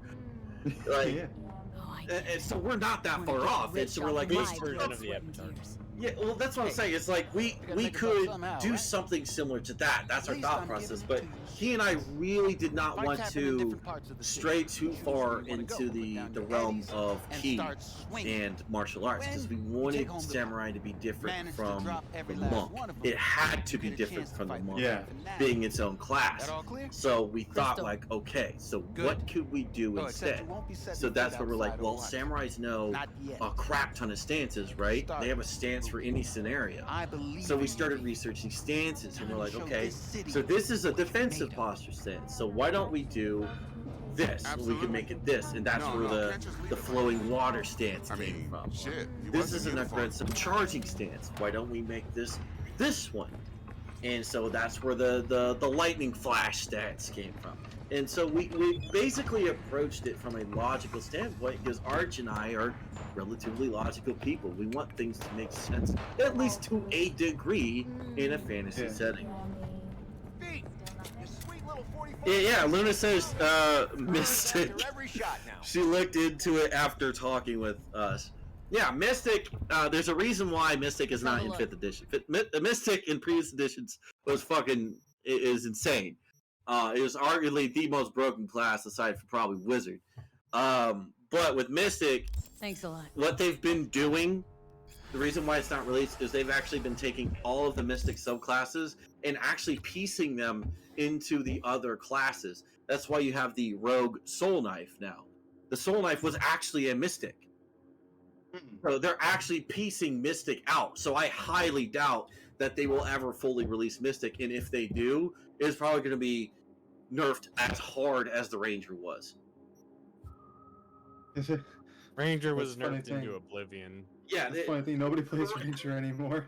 because it was nerfed to unplayableness, and that's why with Tasha, they actually attempted to fix it with, but all they really did was made it somewhat playable. Yeah, you need to go into, what was it, the expanded universe thing? No, the revised Ranger. Yeah, the revised Ranger that they had on Unearthed Arcana. Yeah, Unearthed Arcana. And if you guys want in chat, like I can always post the revised Ranger in our Discord. Yeah, the Unearthed Arcana is the strongest version of Ranger for 5th edition, and it's still kind of weak. Yeah, well, that's the thing. Is like the revised Ranger came out years ago, and what they did in Tasha was they took some of the things they put in the revised Ranger and then made them official or optional.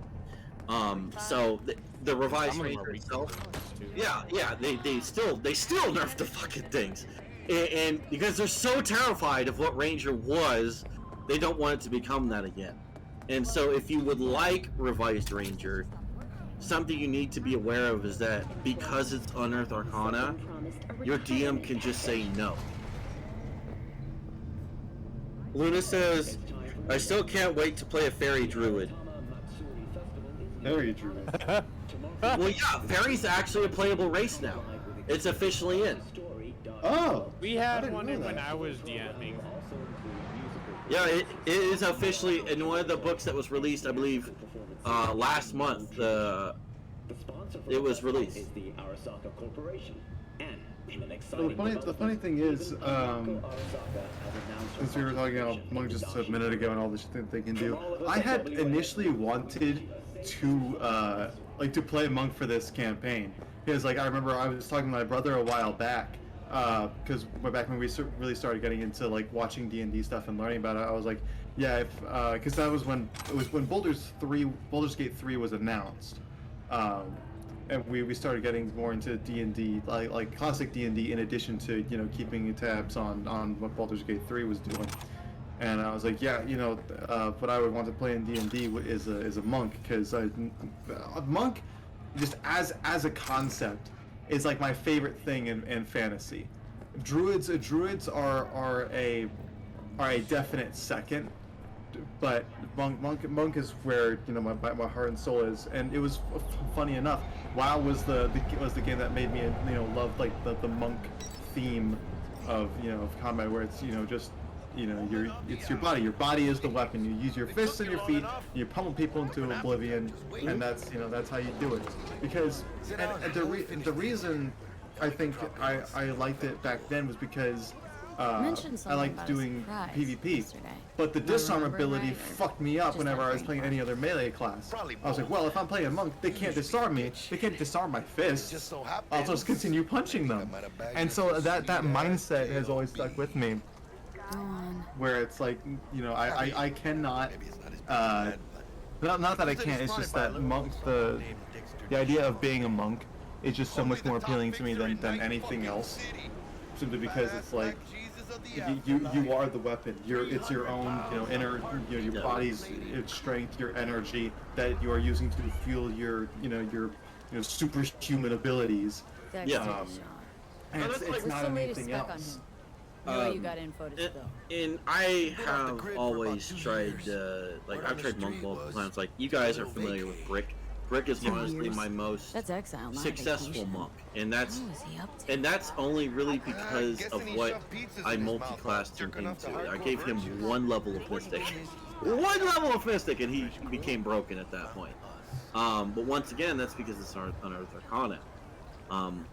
Monk alone is really hard As far as I know, we're not the type to to get fingered make by Dex. a broken character. Now, granted, there are always a concept of a type of character. For example, if you go something akin to a shadow monk ranged assassin, you would have a very broken character. Sure, Jack. Especially if you Whatever you geared them say. up properly, gave them the right amounts of feats, and you had a decent stat roll to begin with. Normally, So what's the be a gig? very We meant to potent come out character. in one piece. However, Here's the thing about my view on D&D. I do not and will not play D&D to min-max a character to be the most broken thing on the planet. That is not fun for me. Like, Wow, sure, you may really? be broken, but that's not T-Bug fun. draw straws It's fun without to me? get into those fights to be. Honestly, I don't think I'll ever even really multi-class. Just because if I want to play a class, I want to play it to its fullest and explore everything that it has to offer. And so if I'm like multi-classing all this shit, not only is it's something I will have to research beforehand to make sure it'll work well with whatever I'm starting out as, but also that shit has to make sense in the story too. Oh yeah, like if it doesn't do that, I can't do it. I have seen, I'm on both sides of this argument. Like, I will make, for the most part, I will make min-max characters, but at the same point, I have made my very extreme amount of fair share of RP characters. They catch a client, find the cheapest One of which gong is to do Passion. the job, You all know then Passion. drop their 100% corpse rogue. in Like, I have made a tiefling rogue too, so not really that much of a dex bonus there. I have made my fair share of RP, but at the same point, I can see the other side of the argument. Where, like, I have been in groups where I have been, for example, a Kinsei monk, 100% Kinsei monk, elf lady. Thanks, Jack. Much I appreciated. even gave her a unique flaw where she couldn't speak, right? So she was mute. But at the same point, I was completely We'll see about useless to the party. Absolutely useless. No matter, like, I came Let's up with build this techniques factory to disarm my right. opponents. I would cause distractions. I would use my monk key and shit like that.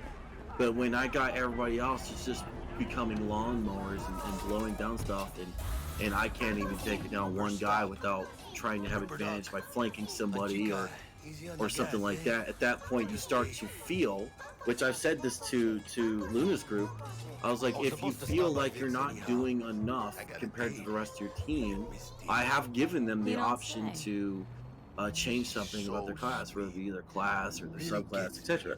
Because this is a very real feeling. You can be completely RP based if you want, but at some point you're gonna be like, well, everything relies on you.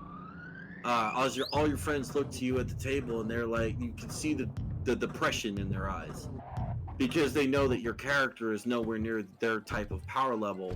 So since you're the last man standing, there's no way you're gonna be able to do the 30 amount of damage you need to finish the boss. Right. there is a valid reason for that mindset, because even though D&D is a fantasy game, it is still a game. There's stat blocks that the DM uses. There are mechanics to the boss fights. That's like going into an MMO and putting all of your points into intellect when you're a warrior.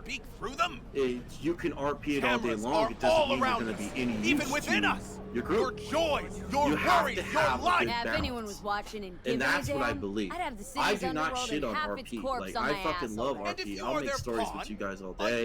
Your characters and shit like that. I'll sit here and voice act my character. I may not dress up with a wizard hat in real life, but I will actually do stories. But the problem is I know that this is still technically a mechanic-based game. Hey, V. Dr. Vector was Now, of course, that all depends on the DM. DM could have you guys do a 100% or even a 20% combat-based game, where most of what you do is RP.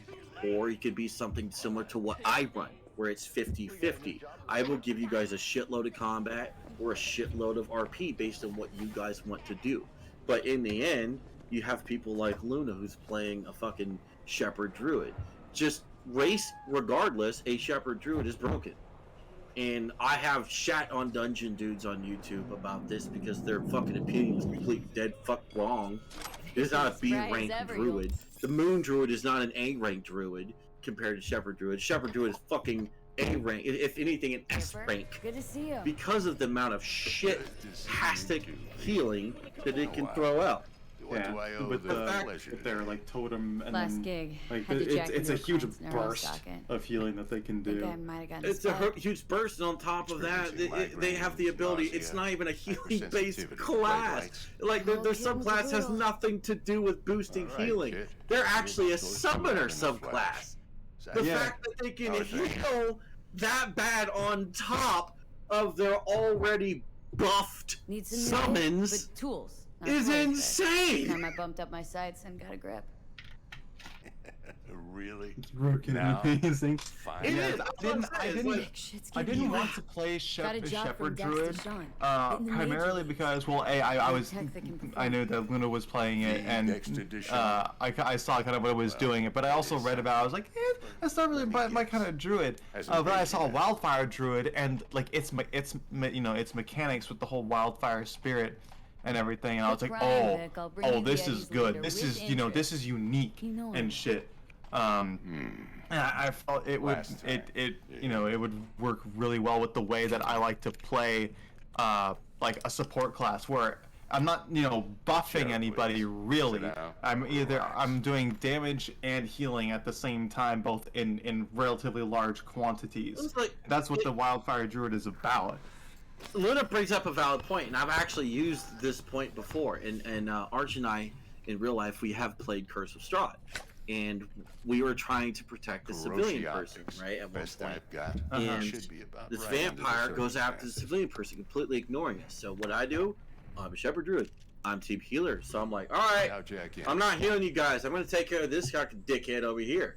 And yeah, I focused on the boss by the Shepherd Druid by herself. And you know what I did? Nothing tops I that popped on that totem. Sounds I like it could come in used handy then. conjure animals, and I summoned 8 motherfucking giant constrictor snakes. Work something out. Each one of them did a grapple check on this dude. I was like, yeah, you're good at grapple checks, but how many can you pass in a row? Yeah. And that's what got him in the end. I was able to eventually get him grappled and make the lady escape. Then, of course, the group comes along and fucking just annihilates the guy. But that's the point, is the Shepherd Druid is not limited to just the healing. Their buffed fucking summons are retarded. Yeah, and Luna, I don't mean to imply that the Shepherd Druid is not unique in its mechanical play style. Like, obviously it is. But I'm by the Wildfire. What I mean by the uniqueness of the Wildfire Druid in specific is the fact that it is a Wildfire Druid. It uses fire as its primary element, and that is not something you see. Like even the Spore Druid, it still uses like a type of like a plant. It's like it's like What the poisons spore- and yeah. disease and What the shit like spore- that. It's creation through death. Wildfire is creation through destruction. Yeah, and Mark that's like that. I said, I liked decent that, enough scanner. and it fit Face down. really well. I Sure, think the tops with of my built-in with my external character lens and her disruptor. backstory. Yeah. Layman's terms, any surveillance cam will capture It just your faces just blurred. as a theme. Just remember, A your shepherd body will druid still show up as would crystal not clear. have would not have Zeph. worked. An creation from all. That Left usually click. shows Check are. two. Leave it to the artificer just to chip in the druid conversation. I'm really. Fuck up artificer. Yeah. Let's do We it. drew a druid talking. For Lord yes, that is a very good point. Druids are also one of the most versatile classes in the game without multi-classing. Like that's just fact. Just like that. I think. Thanks. They have so many options. Now, Yeah. Considering they can control all elements. They have cantrips to control every Feel single anything? element. And then also, I mean, they can do the shape shifting, Play-by-play and unique to though? the wildfire druid, they can summon Really, their Dad? wildfire spirit as Makes you know you as a sound like a summon, dentist. which is I like strong in and of itself. I mean, even you Right. can Don't be eventually mean even now. create your own fucking Remember, I'm druid's old. grove. I got I mean, a Yeah. gigantic hand. You throw fucking hallucinatory terrain on that, Lights out and for a you're minute, basically alright? set to create your own personal boss fight with you as the boss. The reason the reason I chose druid over cleric to as a healer is because if I was going to, because I knew that for this campaign I was going to be a healer. I just had to choose which subclass would suit me and my playstyle the best. Okay, And I was let's thinking test this. really hard This is about magic playing a in life action. cleric. Now they are all in on healing. Like they get bonuses to their healing spells, like healing You word might and feel a little healing word and cure wounds Blurred that vision, no other low class in the game contrast, gets. It's just like a glitches. flat number bonus to their heals, and they also get other unique healing abilities in the life how's it domain. look? You all right In now? the life domain. So I was thinking real long and hard about this that. is But then I saw the fantastic. wildfire druid, and I'm like, this does beautiful. the way that it heals, and the way that it can set up to do its Time for the healing scanner. is so unique compared to just the flat number boosts that the life cleric gets. And with the wildfire spirit and the way you can move that around and having with anything really. Scanner should eventually see and having the both process. healing and then Read your damage intentions. spells that are baseline for that subclass I'd also or for that circle. NCPD file search. I could Everything in not there do in good conscience choose to play a life cleric over the wildfire druid. So I'm gonna chip in real quick because Zeph actually brought up one of my points I'd like to bring up as well. Sorcerer Zeph is one of my favorite casts. Draw your weapon. Right after You Druid, should see I your ammo generally count in a choose brand new Sorcerer, set. hands down. Those are my top two. And the one you bring up, Divine Soul, I have personal played, and I've actually I will tell you first, number one most broken sorcerer in the game. You want to know why? Because not How about only the do you get neurovirus access to the From the sorcerer last job. Can you check class Done and casting done while we were spells, putting in your you also implant. get all And a of the full suite on cleric your soft and spells as circuits. well Zap the in critter. one You're subclass. certified bug Yeah. free. That is fucking insane.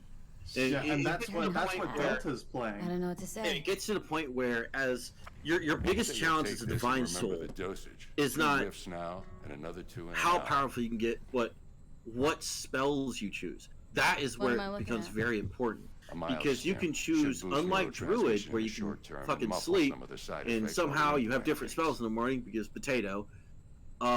Sorcerer doesn't get to do that. You only get to swipe your spells when you level, which is Oh.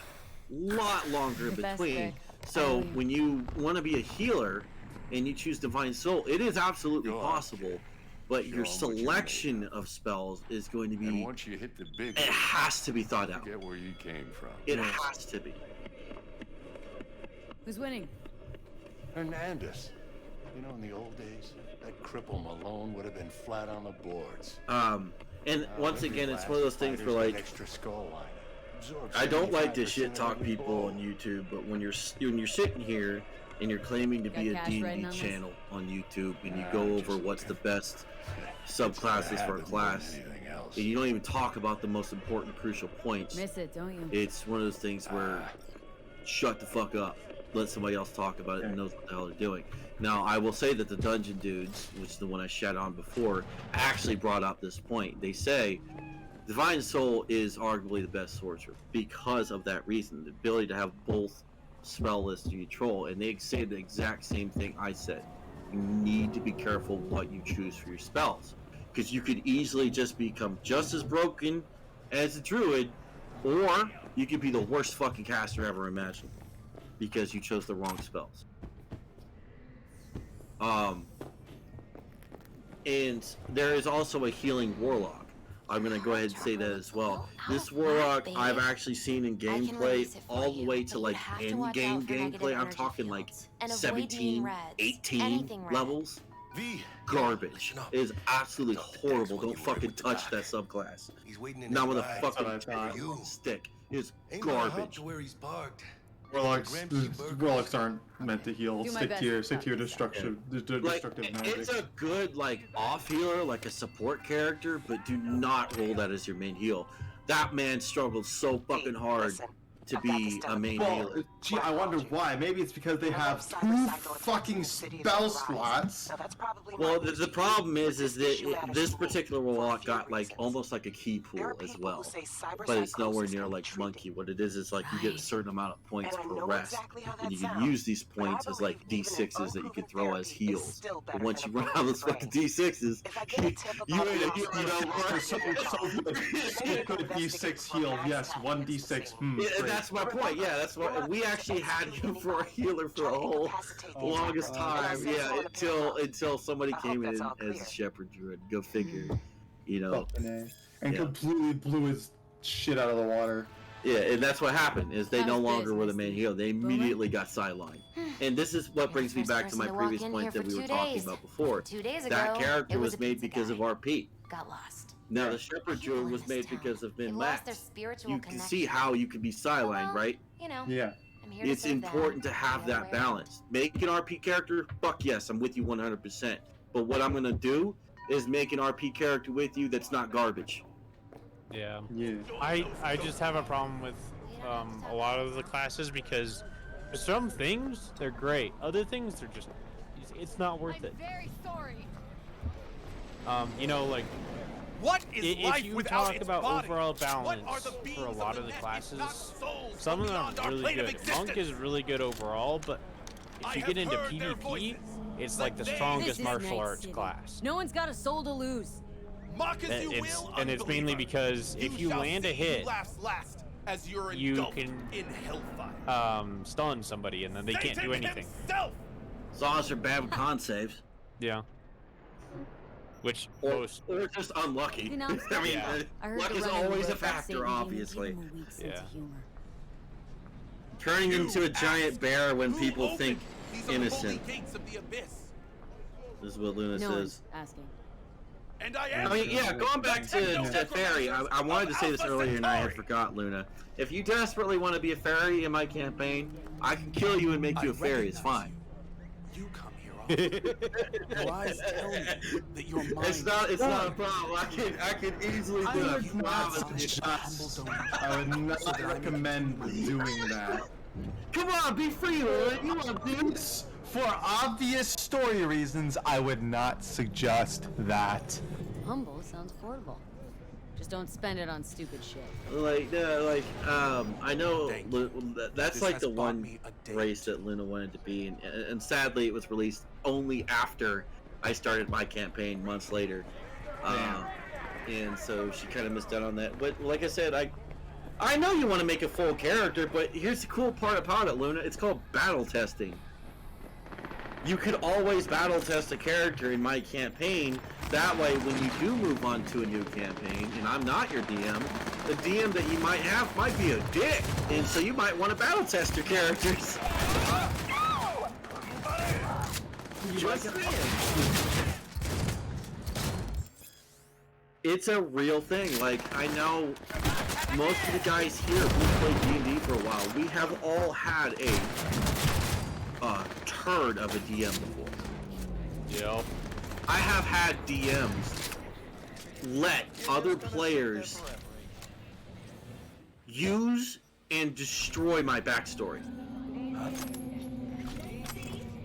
Huh? Yeah, like I've had garbage DMs.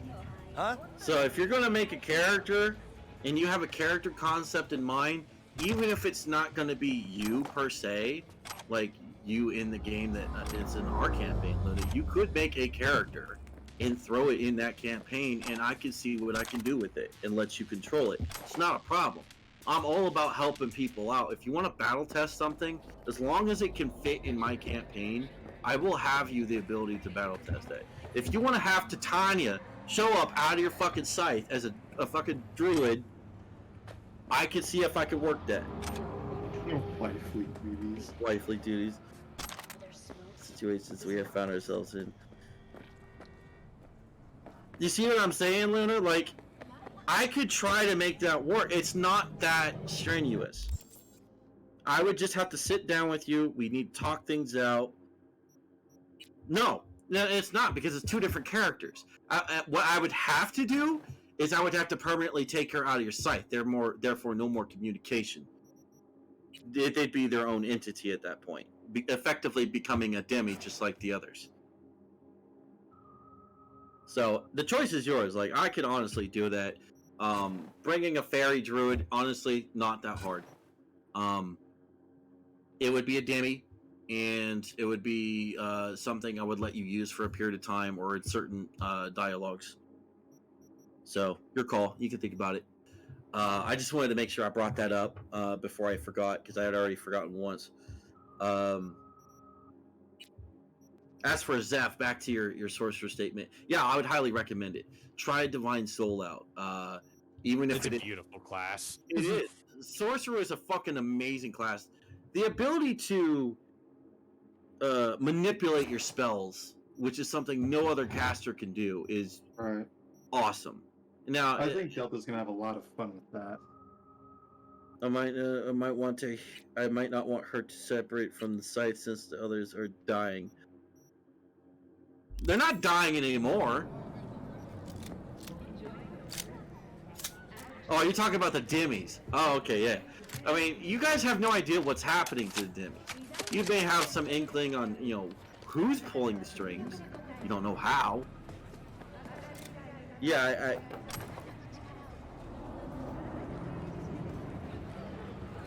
But,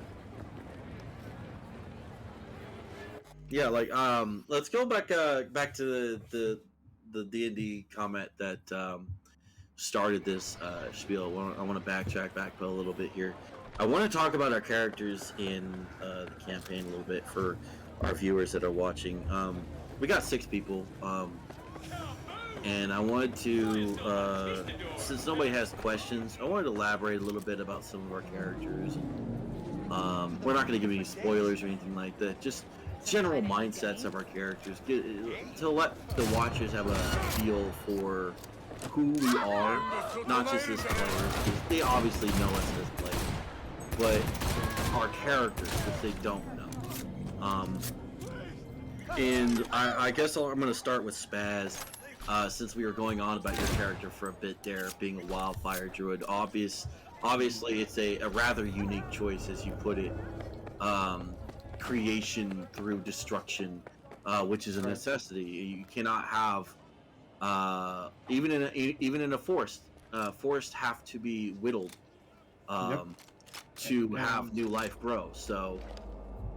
Yeah, I mean, wildfires are naturally occurring things. When shit gets too dry, it'll catch fire and destroy itself so it can regrow, right? So that it can, try and fix that in its next life cycle.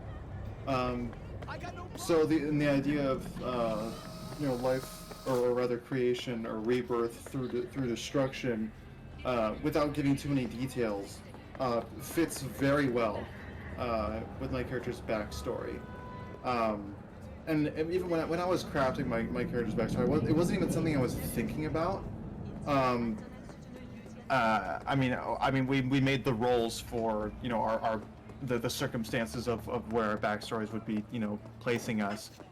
And so when I crafted my backstory with actually, you were there. You were the one that had me do the roles. fell.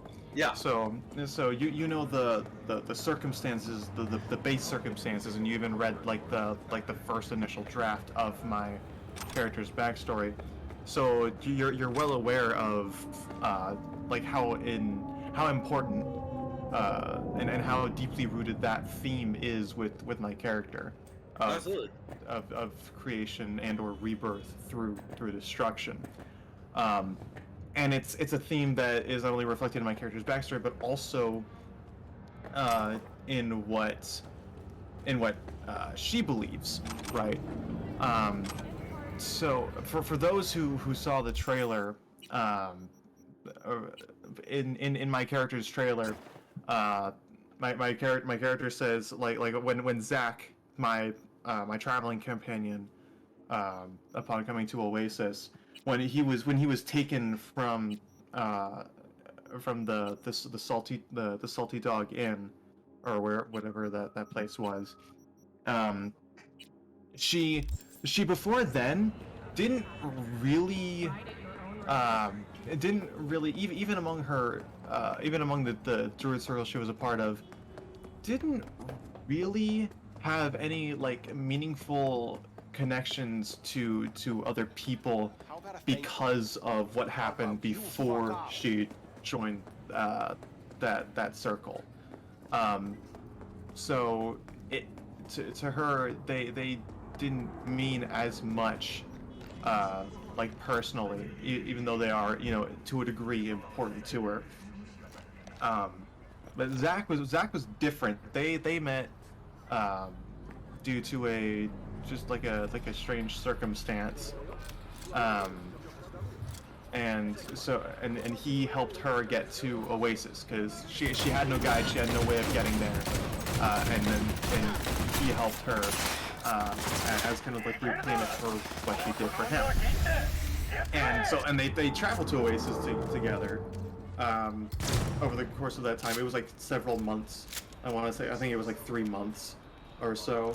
That course of the journey was. So they became, you know, relatively good acquaintances, you know, friendly acquaintances with each other.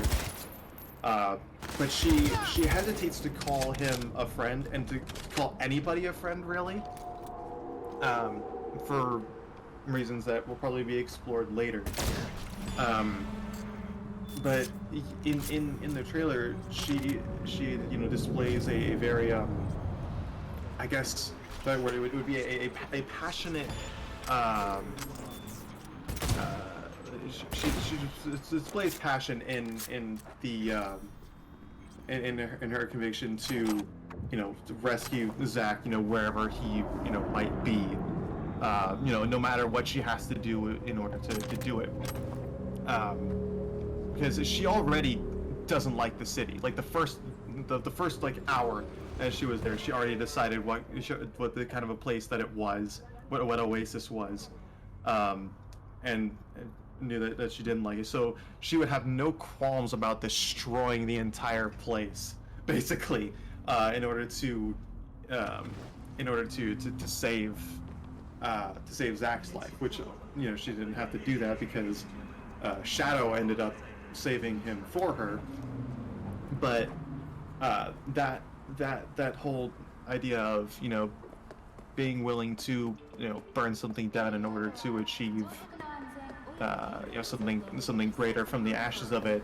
It's not even something that she hasn't practiced before, because during her time with her circle, that's what they did. Was they would, if something in nature was imbalanced, if it was getting out of hand, they would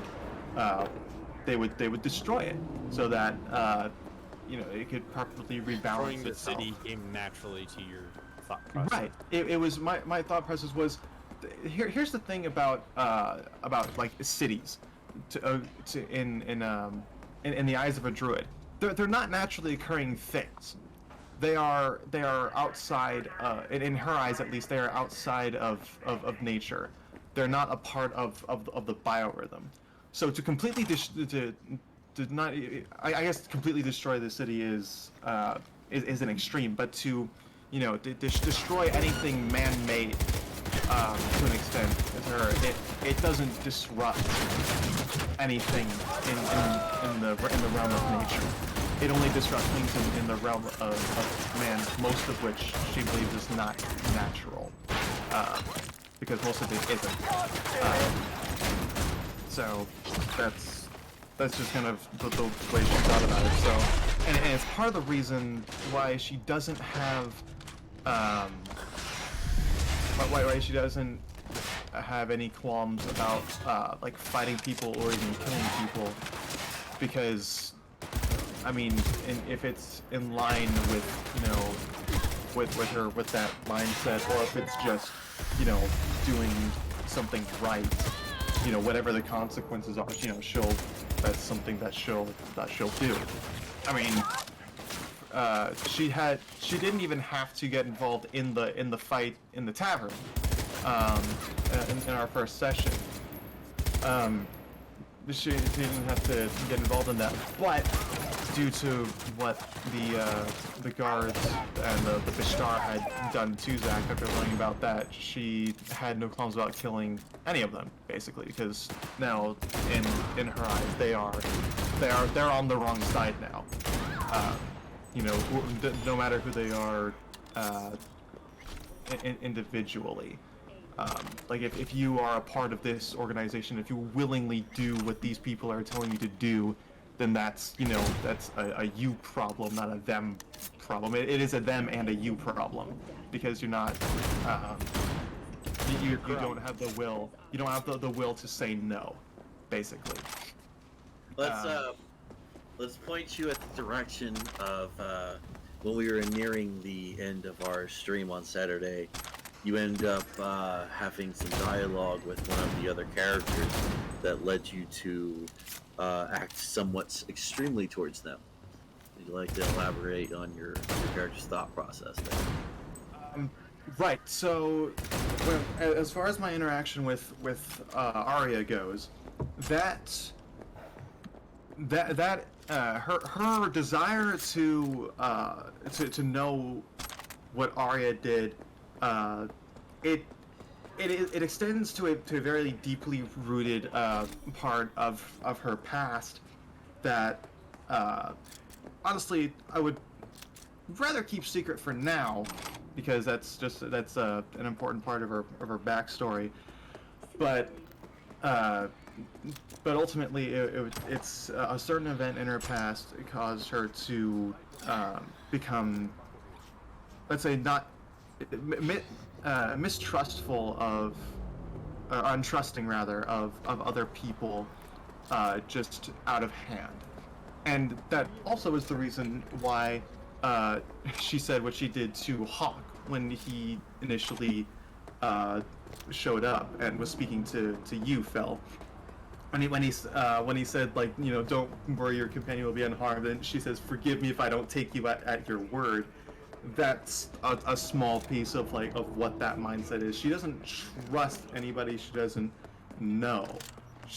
And this is why I very specifically used the word alliance, not partnership, not like fellowship. I specifically used the term alliance when I was speaking to you about like teaming up to fulfill our mission, because we're Get the fuck out of here. Yeah, because we're not friends. We are people who have found ourselves in a bad situation that, you know, it involves all of us now. So shit, you know, I'm worse off alone. These people, you know, at the very least are strong and can fight. So, you know, we can you know, get out of pull ourselves out of this, you know, through an alliance. And so that's what her thought process was there. As far as Arya goes, like I said, her desire to understand what was going on with her is due to an event that had happened in her past, because she didn't trust Arya to begin with. She didn't trust anybody to begin with.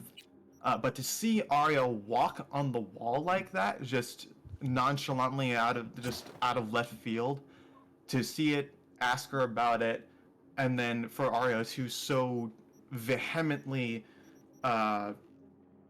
deny an answer to Eloria and then to run away without answering. And that immediately raised suspicions with her. That's like, alarm bells and shit are going off in her head. I'm like, there's something more going on here. So that's why she chased her down and stopped her, because and as Eloria said to Arya, she could have passed it off as being a magic item or just a spell, right? Some weird spell that she picked up, which Eloria, maybe still skeptical, might have believed for the moment. Because I mean, what does she know about divine magics and arcane magics? Nothing. She's her realm is nature, the elements. That's where her expertise is. And so, if Arya had not necessarily confidently, but had just explained it, matter of factly, even if it was a lie, she probably would have let it go for the time being, because she probably wouldn't have been able to see through a well-told lie. But to see Arya react in such an emotional manner towards that inquiry, it set off all kinds of flags in her head. So that's why it was okay. A very that's why she was very passionate and vehement about getting an answer out of Arya, because like I said, that aspect of Eloria is akin to how you might think of Beauregard from Critical Role Campaign 2, because Beauregard did a similar thing with Caleb. And prying into his background and his fear of fire, right? And she didn't back down until she got an answer. And that's kind of the same thing with Eloria. She doesn't like not knowing. So not knowing things to her is the biggest disadvantage of any. Knowledge is power, right? So the more you know, the more you can do, right? And the more you can prepare for things. I mean, it's a fact of life, and it's what she believes to a crazy degree. Zeph's chiming in and says, I'd like to think that Spaz's backstory is to hunt down a cookie pizza eater that killed his parents. My God, and burned the pizza to crisp. Zeph, fucking please. Moving direction over to Wolf, your character. Your character stayed in the shadows, honestly, right where the rogue belongs. Yes. Anything you would like to tell the audience about your character without too many spoilers? Not really. It was like a rogue, right? I'm just a rogue, man. I mean... Okay. Like how I go on this long Which is funny, because it's like, everybody's got these stories, and it's like, yeah, I have a freaking backstory and all that stuff, but I don't have that many secrets even. There's not really much to go into. Oh yeah, Luna's right. She says, I mean, you guys will get your chance on your talk stream. That's basically what this turned into anyway. Because I went silent because he started talking about Final Fantasy and MMOs. It was like, play a little bit of an MMO there for a while. I played New World. Ah. I ran the second largest guild in it, or clan, or whatever you want to call it, company. Whatever the fuck it is. Yeah, and then I just kind of. Oops. Oops. Yep, they're bad. No, I just smacked two of my ally soldiers with fucking arrows. Yeah, Luna says you guys will get your chance to talk on your chance on talk streams. That's the only reason I mention it is because you'll have to repeat it. I mean, fine. I don't mind having to repeat it. Yeah, they give this as like some extra insider content. Like, we're gonna obviously have another stream day before we even have a chance to do one of these talk streams. And I know Arch and I really do want to do the sit downs and get like one or two of us at a time, or even one of us in there at a time, just to talk about our character a little bit more. Like I did go a little bit into mine this last Saturday, talking about why I made the character that I made.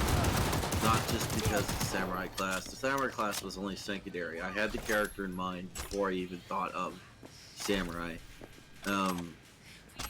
This is a very, very important character to me. It's a really, really emotionally close to me. Something I've wanted to do for a long time. And the fact that I'm going to be able to do this and play this with some of my friends and have people watch is just going to make it all the sweeter. So.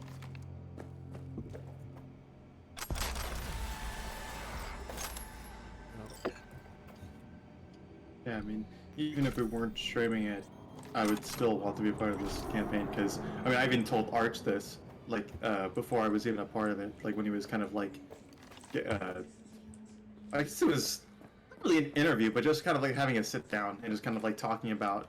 I was like, if this thing, takes off and becomes the next Critical Role, cool, whatever, then that's what happens.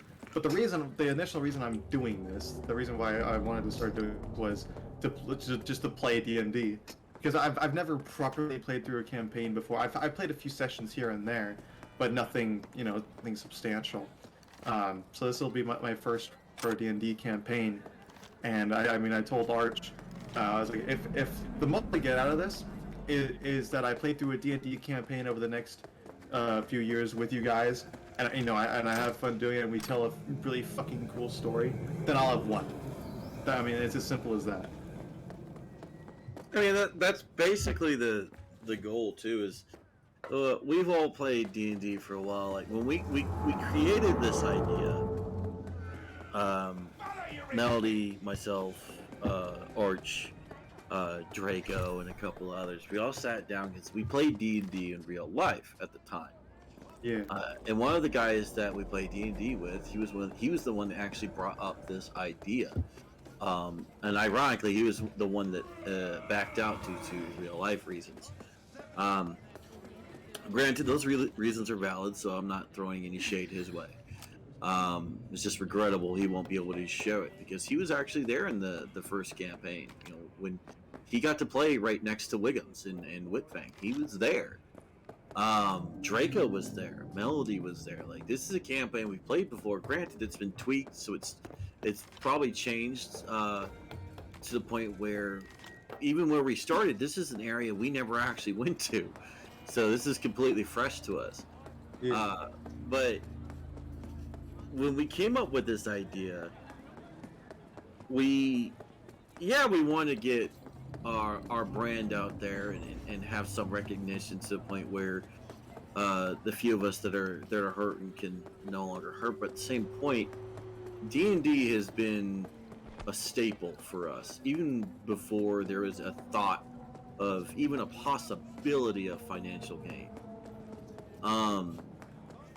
This is why we're so passionate about it. If we could do something we're passionate about, and eventually we just happen to get paid for it, fuck it, why the hell not?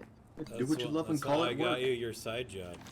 Yeah, exactly right. And that he actually he texted me. I remember this story. Like, I'm sleeping. It's like fucking 8, 9 in the morning. He texts me. He calls me. He's like, hey. And I'm like, what do you want? He's like, I don't want you to be concerned. I'm like, immediately I'm like, I'm concerned. What did you do? What did you break? Who's dead? What's going on? And he's like, I need you to go to the mall right now. I think I may have lined us up a gig. And so, I meet with him over at the store.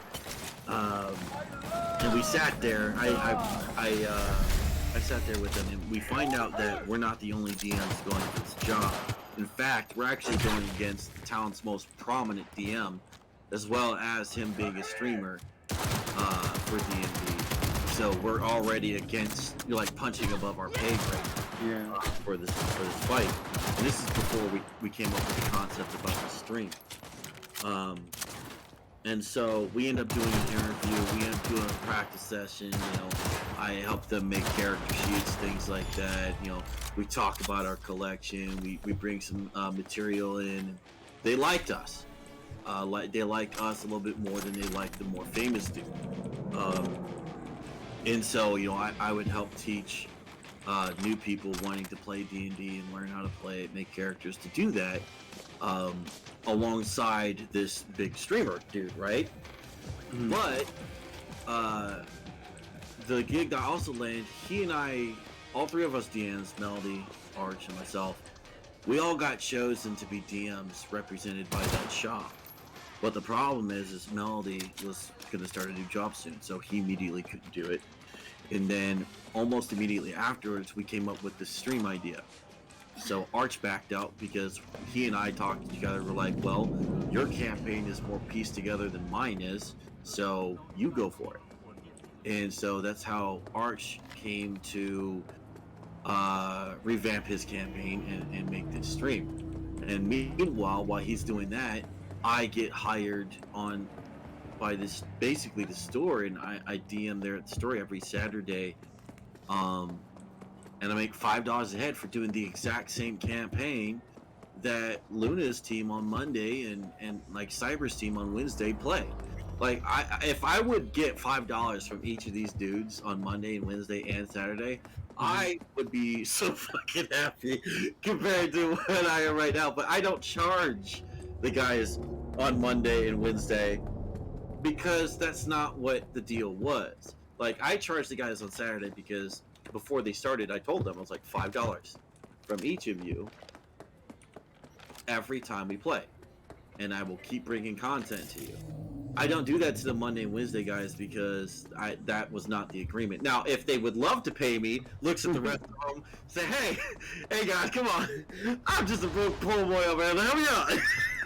Just a poor boy.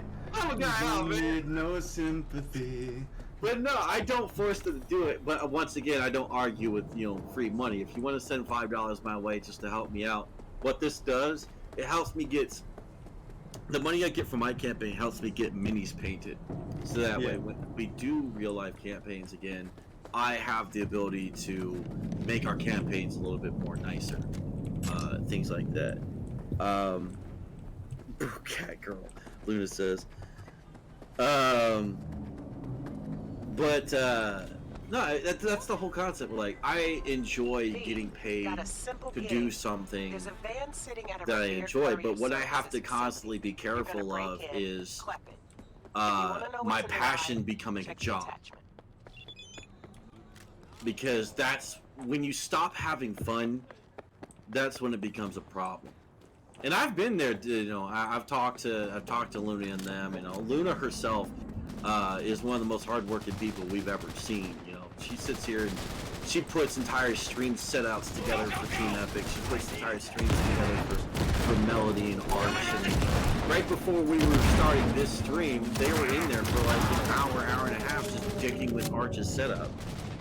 And the fact that, you know, this is one of the reasons why I don't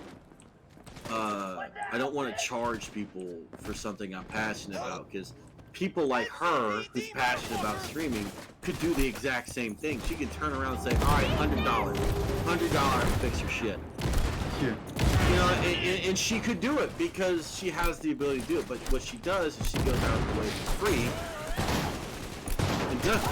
But at the same time, I could probably bring her in right now, and though she might be nice and try to turn it down, I guarantee you, if somebody offered to pay her to do that, she would take it.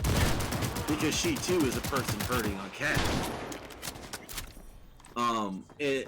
And so she and I come from an almost identical standpoint there, where we like what we do, and if we get paid for doing it, that's awesome.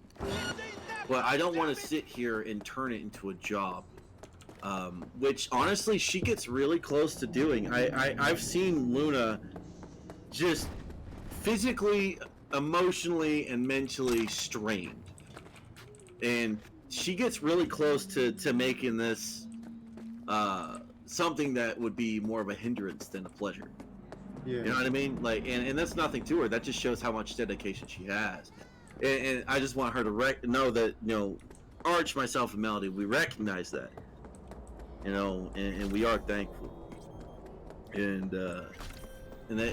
that's why I don't charge the Monday and Wednesday team, because I just don't feel like it's necessary. That, and they also paid for the pro account. Once again, that was something optional that they did because they wanted a better experience. Now, they could have just had one of them buy it, and it didn't even have to be one of us DMs.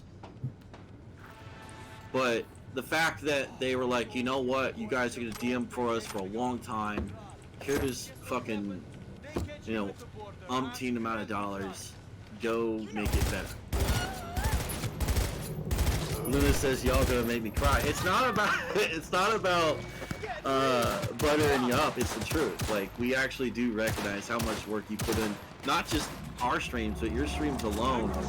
I mean, you've been doing this for how long? You have a schedule that's jam-packed, tight, yet somehow you always make time to not just play D&D to get some free time to yourself, but help others at absolutely no cost during the very small amount of downtime you actually have. It's no small feat. And I guarantee you, every dude here in the chat right now that can voice their opinion will tell you the exact same thing.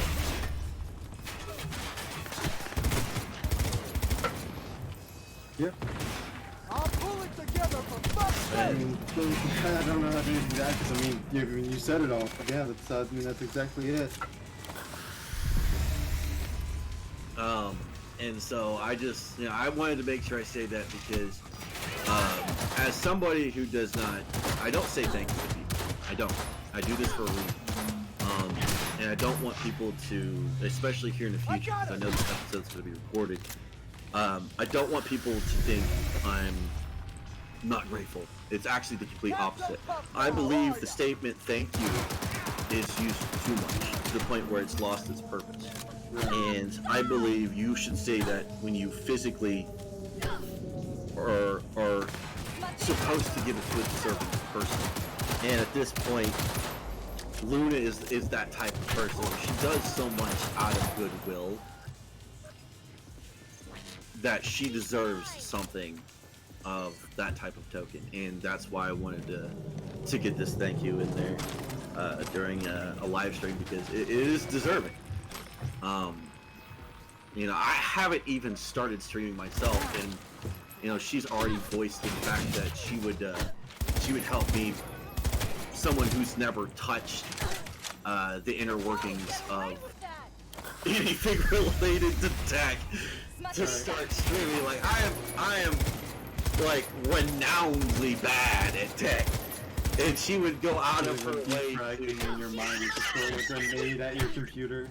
Which, yeah, it was an actual quote line, because I didn't know what the fuck defragging was, and I'm like, and the fact that she would sit here and she knows the level of just ignorance I have when it comes to the subject, and still volunteer freely, it just shows the level of character she has. Yeah, I don't think it's what's the fucking word that I'm looking for? What? I don't know. I don't know. I lost the word. Stretch. I don't think it's too much of a stretch to say, at least for me personally, that Luna is like, Luna's like a big sister. To me, Luna is a big. She's here. Luna, to me, you are like a big sister. Now, I mean, the only sibling I have is a big brother, but you would, if I were to have a big sister, you would be it. That's just how I feel. Because we you support us and we support you, in any way that we can. But I mean, we also we also talk shit to each other all the damn time, which is, what I do with my brother. We talk shit to each other, but we also, support each other. So yeah, I don't think it's too much of a stretch to say that you're like a big sister. Yeah. It's for sure. Like this stream team would not be possible without Luna. Yeah. Like for sure. It's not. This is not sappy talk. What this is real. This is real talk. It's real talk. Yeah. This is recognition. This is deserving. This man has never complimented somebody this long.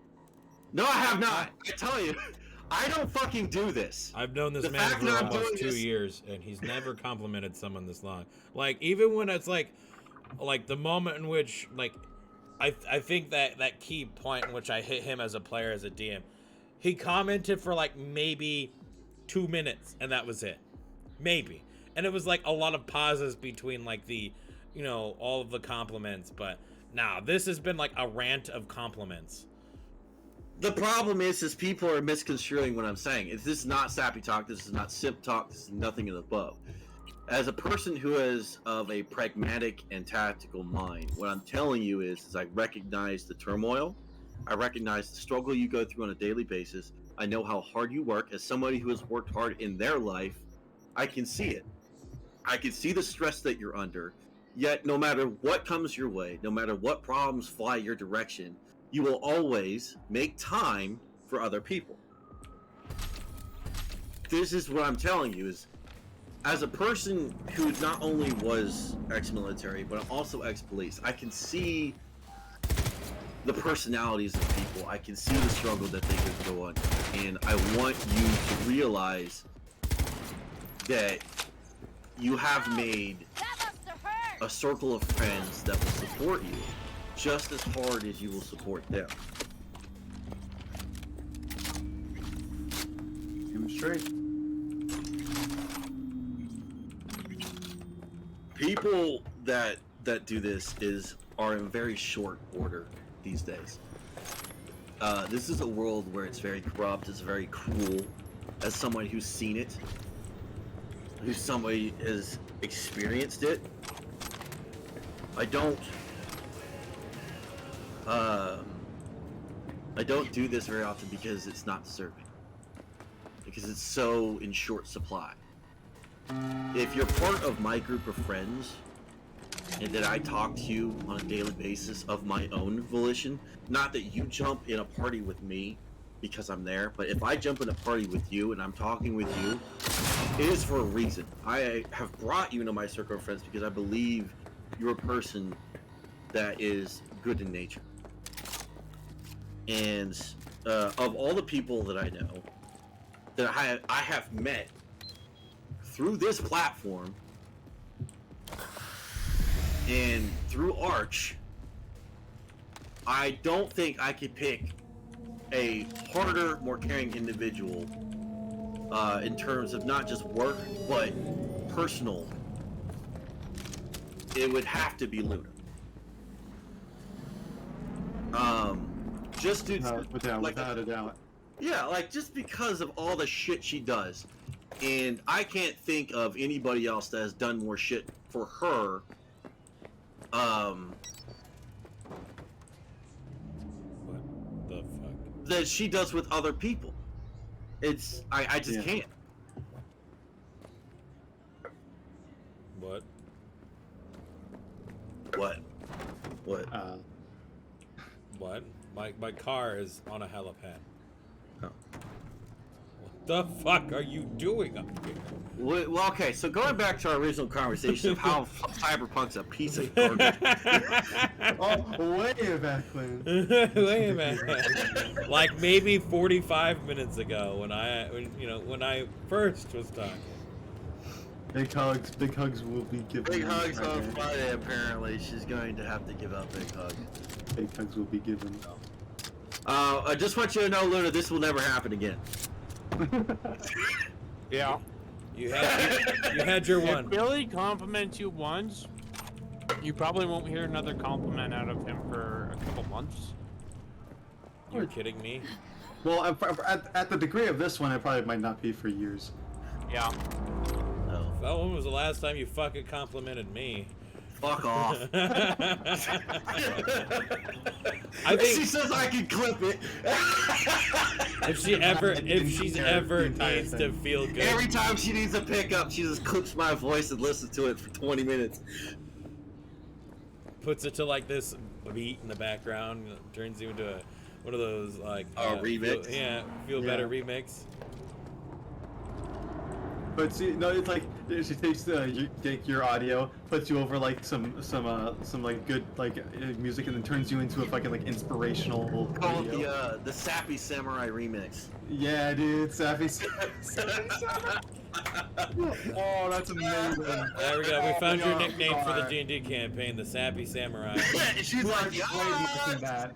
We are trademarking that. I don't have the money for that. That's all on you, brah. The fact that the samurai came up with it, right? Fell over some lo-fi beat, yo. Absolutely. Absolutely. Oh, that'd be great. But I am gonna shift gears here for the next conversation. We've been on Luna mode for a little too long. In terms of, we'll go back to gameplay, so that's what the stream is supposed to be about. In terms of gameplay here. Before I hate to interrupt, but during our talk about our characters, we never got to hear about yours. You asked about mine and Wolf's, but we never got to hear about yours. So I guess first thing that comes to my mind, I'm gonna be interviewing now. I'm the interviewer now. All right, I'll pass over the bell real quick. Here you go. Yeah. So I guess first thing for me was I know we memed on it a lot, but the entire sequence of our fight within the tavern and your refusal to draw your blade until you basically decided there is no like talking through this. Where exactly does that mentality come from? So this, like I said, this is a very important character to me, and I had this mindset for a long time where this is a character that truly and deeply wants to be a hero above all else. He will go out of his way to protect anybody he can. He will do like the classic hero tropes, but at the same point, he's a samurai, so he follows the code of the samurai. And one of the most famous quotes from samurai tradition is, "The greatest of battles is fought before the sword leaves the sheath." So if he can talk down his opponents and find a peaceful resolution, he is going to try to do so. Now, obviously, this is actually a tactical thinking character. If you guys saw his intelligence, he actually has a 3 in intelligence. This dude is smart. So if he realizes that there is no way to talk down this person, that they are absolutely animate about drawing weapons, he will fight them. But if he has the ability to save somebody, he can. I drew a lot of inspiration from some childhood heroes in terms of if we go back to like old school cartoons, Samurai Jack. How he tried to save as many people as he can, even like if it was at the cost of his way back home. He would always choose the innocent life. And I want to drive back to the statement as I was talking about Luna, is types of people that I believe we need in our world are people who are able to take up this type of shield. One of the more memorable things I learned when I was in the army was the price of freedom and security is sacrifice. Sacrifice is the hero's inevitable pain that he has to bear. And you have to bear it. There's no if, ands, or what. If you're gonna walk the hero's path, you will know loss, you will know pain. It is just part of it. But at the same point, you have to be headstrong enough to continue wielding that blade in defense of others. And another quote I drove a lot of inspiration from was to protect those that stand behind you, respect those that stand beside you, and destroy those who stand in front of you. It is a very important thing for this character who wants to become a hero so badly because of his backstory. Those of you who watched the trailer, his backstory is essentially a family of heroes. His dad was a hero. An actual renowned hero, as a matter of fact. And he wants to surpass his father. Do something his father could not. Become what his father could not. And being as a race so looked down upon as the orcs are, being a half-orc, he's looked down upon just as equal, regardless of just being a half-orc. And so one of his things is he wants to show the people, again, that just because he's a half-orc doesn't mean he is a maniacal, evil butcher. Which is one of the things where he, as we saw on Saturday, he would actively go up to your characters, even though he doesn't know you. Say, are you okay? Do you need any assistance? Can I help you? And I really feel like I'm trying to emulate like the paragon of hero. That's what I'm trying to do.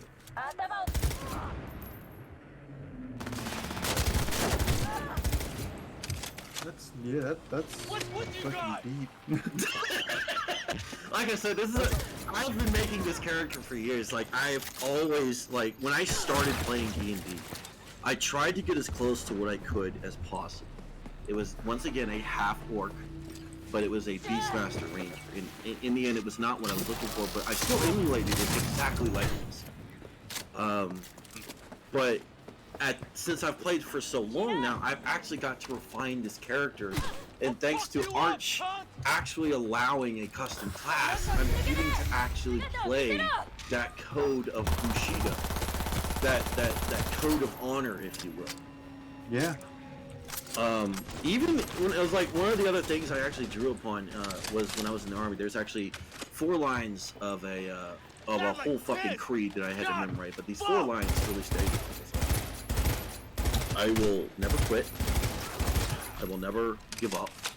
I will never accept defeat, and I will never leave a fallen comrade. These 4 lines had always stayed with me. Even though I've forgotten the rest of the fucking creed, I have remembered those 4 lines because they really chimed in with me. They are epitome of what I'm trying to do here. This character will die before he lets any other character die.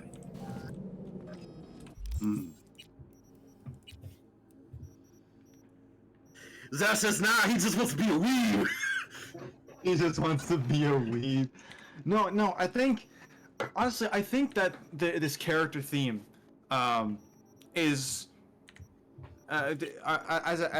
from the perspective of a samurai at least, is unique.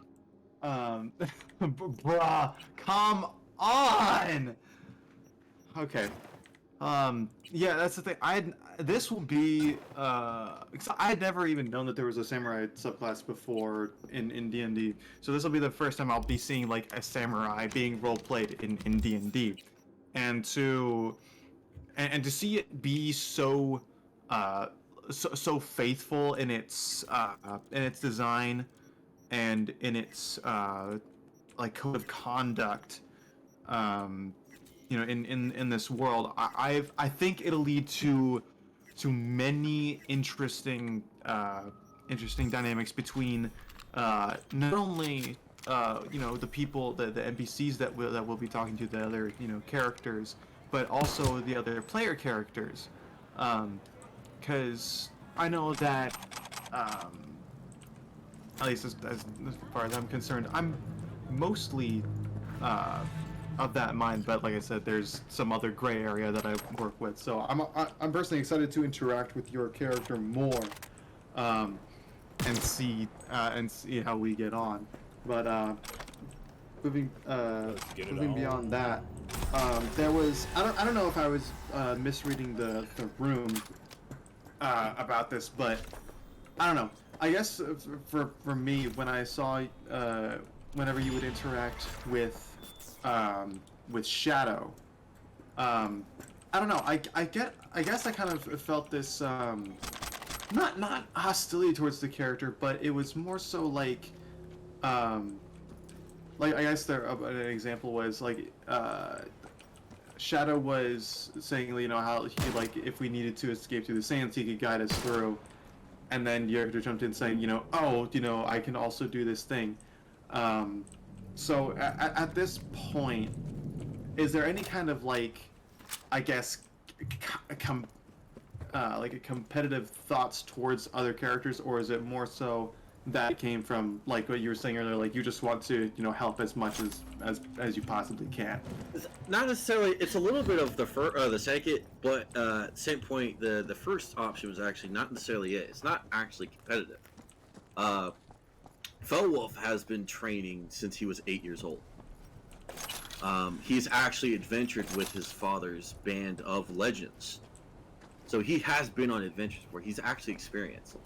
On top of all of that, he has been in battle. He has fought orcs, bandits, slavers, monsters, beasts. He's traveled the sands by himself in a place that you've been told have freaking nasty ass monsters. He's traveled them by himself. It's not that he's being competitive. The place he's from is rather unique because it doesn't just boast warriors like Felwolf, people who are samurai or barbarians, but it also boasts monks and assassins.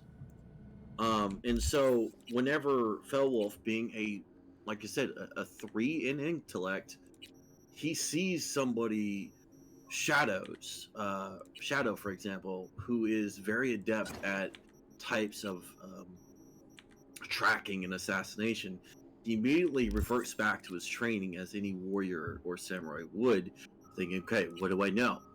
Obviously, this guy is showing traits of an assassin. I don't know whether he's good or bad, but there are people around.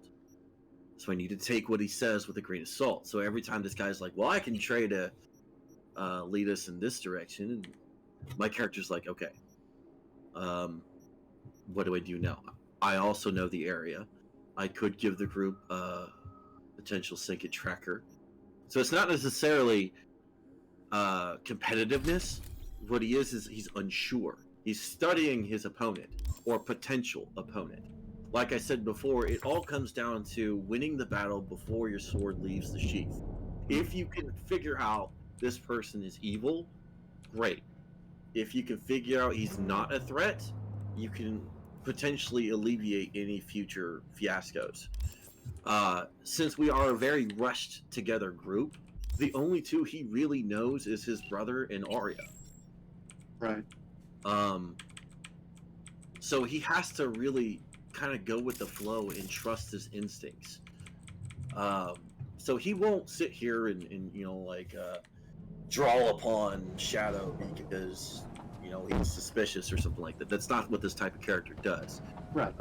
He wouldn't even confront them, but the moment somebody becomes in danger, he'll start to actively question this person, or ask the others in the party what their thoughts are on this individual before he would come into any decision, because he realizes he's not a leader of you guys. This is a mutual alliance, as your characters put that. So he is not no de facto leader, so he is only one mere opinion. So he wants to make sure he understands the situation. Right. His, I guess the reason, primarily the reason I kind of got that the vibe of like I guess some competitiveness is not the right way to describe it. More so, I guess it was more. I guess like I got the feeling that your character was more sure of what he knew compared to what Shadow knew. So that's why he was putting his voice forward. But like you said, it was more so of him, like wanting because that's basically what it is. But that's the same thing. Twilight is more sure he knows more about the area than my character. But at the same point, with my character's experience, he is pretty sure he knows more about the area than Twilight. So you have two people who are in their own objectively equally skilled within this area of operations. They have operated in this area for quite some time. Now there is obviously a distinct difference between the two. Felwolf has more experience in the sands. That's why he says, if we can get into the sands, I can get us out. And Twilight's like, well, I know how to operate in the city. What is with And you fuckers? so that's why he's like, I know certain ways around the city. Felwolf be like, well, if we can get past the wall, I can guarantee his safety. And so that's why he keeps not necessarily butting heads, but trying to offer his opinion at the same time. He's trying to push the group in a way that he knows he can help them. Right. Organic food continues to be So yeah, that's kind of I knew that there was that like conflicting of not necessarily personalities, but just conflicting of strategies. Like you said, the Shadow was more comfortable operating in the city. You're more comfortable operating in the sands. So that being said, how knowing what we know of Shadow, which is admittedly very little, and yeah, that's basically the other point. Is like, out of all of your characters, the only one he really can't get a beat on is Shadow. Yeah. So, you know, understanding that Shadow is somewhat of an enigma in this dynamic, does Felwolf believe that how do I best word this?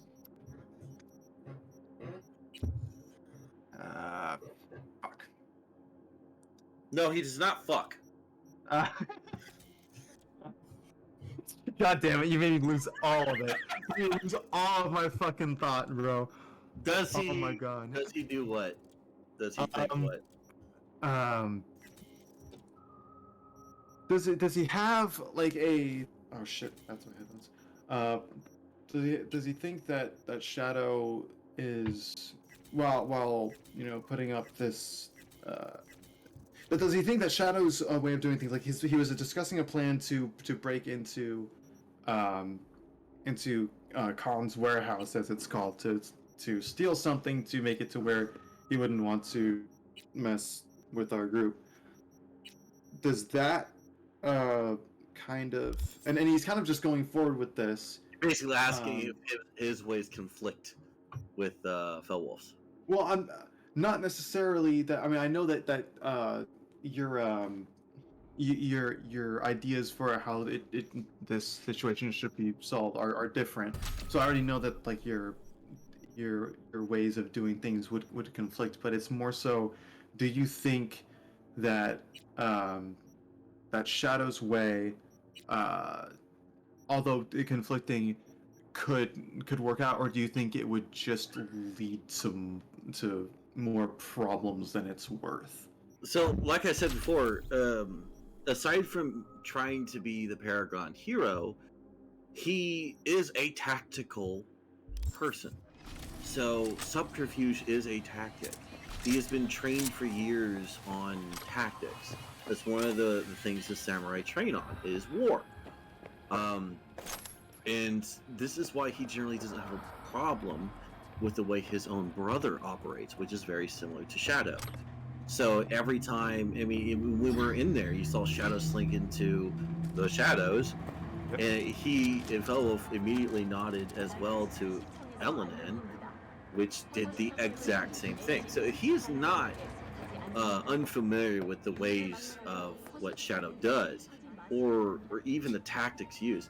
If anything, if you remember, he offered that Elanan could assist Shadow in the infiltration and the subterfuge mission. Right. Because if you watch the trailer, he actually calls this place a den of basically nastiness. He doesn't like Oasis in any way. As a matter of fact, one of the things that he has friends here that are suppressed, and he doesn't like that. So if he can at least alleviate some of their strain, or make a rumor spread that brings a smile to them, that's great. So he would not really have a problem with Twilight dicking with the criminal lord. No. Granted, should bad things happen because it's a criminal lord. You dick with them, they probably dick with you. But at the same point, that's what he's there for. He is your shield. He will make sure that he falls before you do. Right. Okay. I guess that's really I guess I was kind of just scraping the bottom of the barrel with the last question, just to kind of find something to talk about. But yeah, that's kind of all the questions that I had, without going into territory that would better be explained by the characters themselves. Because any other questions I would have would be what they know about shit in the world. So it's that's best left for the campaign. I asked you earlier if you wanted to hear my theories rather on what's going on with the Black King Citadel, and you're like, yeah, let's keep it to the campaign. Yeah, because it's one of the things that as one of the two players in the three players in this campaign that has played this campaign before in its raw form, I know some things. But as I said before, I'm playing from a different point of view here, and I'm willing to sit down, I'm willing to partition that knowledge.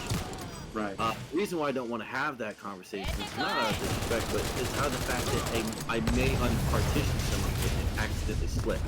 Right. That's understandable. It's best to avoid it. Exactly right, Luna. Yeah, no spoilers, basically. Yeah. And so I try to stay in that, because I've been a DM assistant for so long that a lot of what Arch's campaign is, I have to partition. Yeah. Because in the previous version, anytime Arch needed to take a break, I was the guy that DM.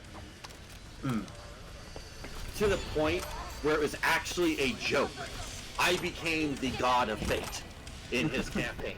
Anytime the god of fate appeared, the players just basically facepalmed.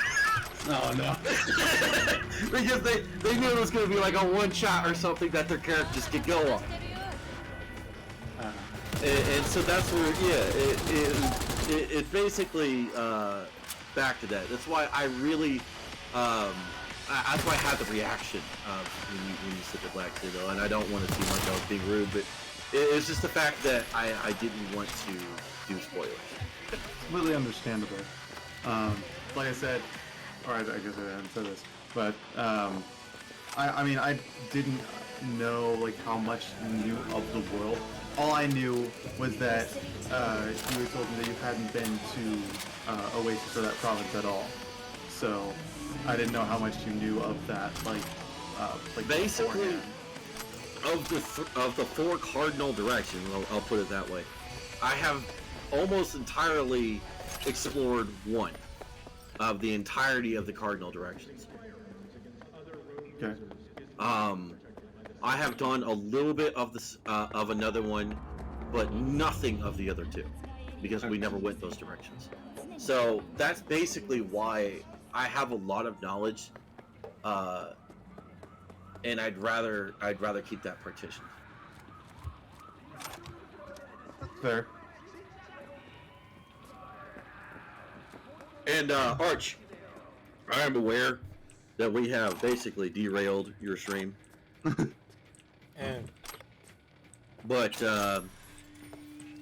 if you would like to talk about Cyberpunk, we can go back to that. Well, I don't know.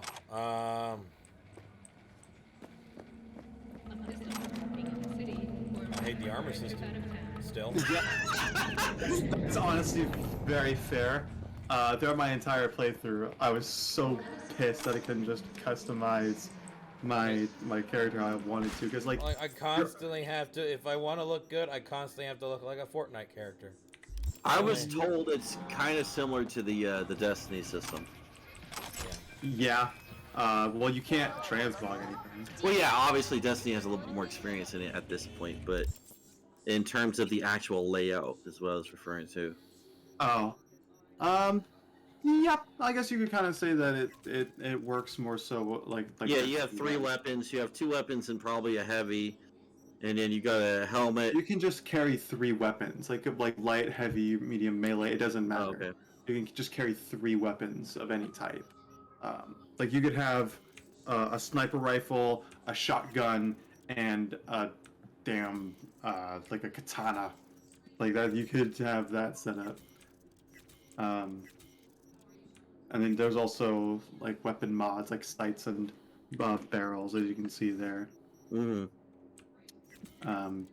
Personally, I never used any attachments throughout the entirety of the game. The only thing I used was like maybe I augmented the sight for like a gun or 2 because the default sights were garbage.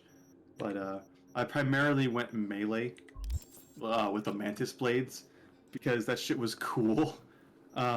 If I do another playthrough of it, I'll probably go the Gorilla Fist route because punching the shit out of everything seems fun.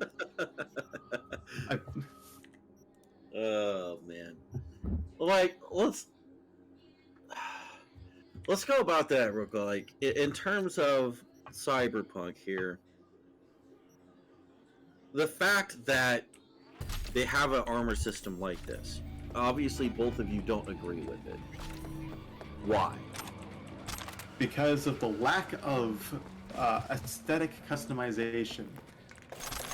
Now, if there were items that increased, like take Borderlands for example. If there was an item that maybe like a shield or something, or like there were just these like non aesthetic altering items that you could wear that would increase your armor or your stats or whatever you wanted to increase. But then you could just wear, whatever you wanted over it. Then that would have been fine because you still would have had the gear that they wanted to have because it's an RPG. But then also you would have been able to control the way you looked like. But it doesn't do that. If you want to have, proper protection for the level you're at, you gotta wear some bullshit that you don't like the way it looks. Like there was a good portion of the game where I was running around in fucking like basketball shorts because it was the thing that had the highest armor. and there was nothing I could do about it. And it's not like you can get better gear from vendors either, because I mean all the gear that I've seen from vendors is usually worse than what you can pick up. Yeah, it sounds like it's a lot similar to like the Outriders game that recently dropped a few months ago. How the armor system, it's basically RNG, where you could get a drop, but the drop might look just completely fucking retarded. Yeah. But for some reason, these pair of chaps have more armor than your heavy plate pants. Yeah, your assless chaps. Yeah. I kind of I kind of hate that trope that gaming is using right there, where they want to do an RNG system, but they don't want to put logic into it. Where you instead of going through brackets of armor that would make sense, they just throw all the armor in one fucking bracket, and if you get something that's cool, that's fuck it, why not? Or even putting a transmog system that way, like Destiny has, for example, since we were talking about that. You can just transmog the armor that's not a butt flap onto your butt flap and make it not a butt flap. Or, I mean, another thing that Destiny does, upgrade the old gear, would give it the stats of the new gear, so you can keep that appearance. Well, see, I have mixed feelings with Destiny 2 on the phase out system, or the archiving is what they're calling it. I don't want to get where shot. You have all these things that they're trying to bring back periodically. But at the same point, certain things need to be enabled to where select guns, for example, that are limited edition, from raids, dungeons, achievements, what have you, things that are harder to get like that, should not be privy or allowed in this archival system. They should just be unlimited, because they're so hard to get. If you're going to go after this gun, you need to do 13 jump puzzles for 6 raids and eat a potato salad, because fuck you. Why the hell would you go after it if it's no longer going to be good in like a year? Yeah. It's kind of stupid, which is one of the reasons why I did like that they did away with a shitload of the exotic quests. Because, let me be real with you, somebody's played Destiny 2 from the start and done 90% of those fucking quests. They're dumb. They're like stupid dumb. They're fucking hard. And for no reason. Like, some of these exotic guns are just...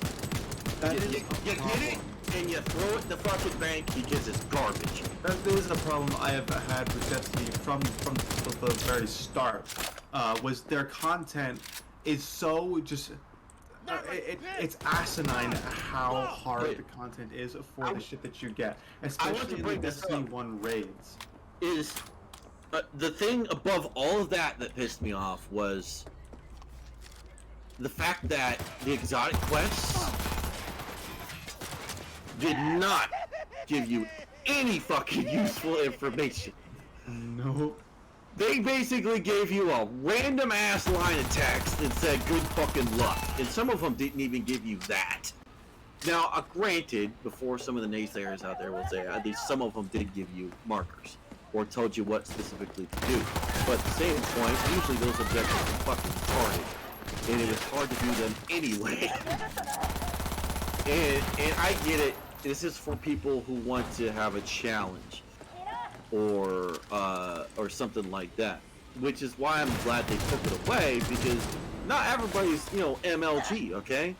Your average Joe, or even less than them, will never be able to do some of those. Like, I remember doing the damn last word quest line. Smoke on that one, dude.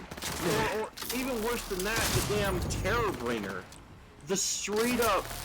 Oh my god. How about the original Thorn quest? Xenophage. What about Xenophage, anybody?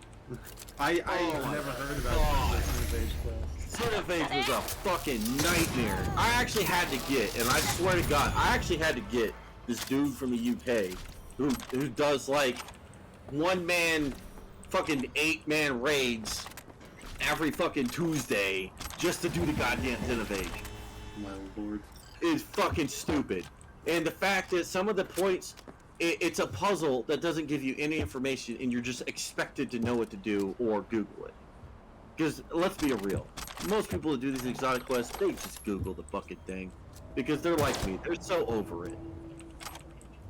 That's one of the stupid things about gaming nowadays, is it's like, you want to play and figure things out on yourselves, but they make them so ridiculous and like...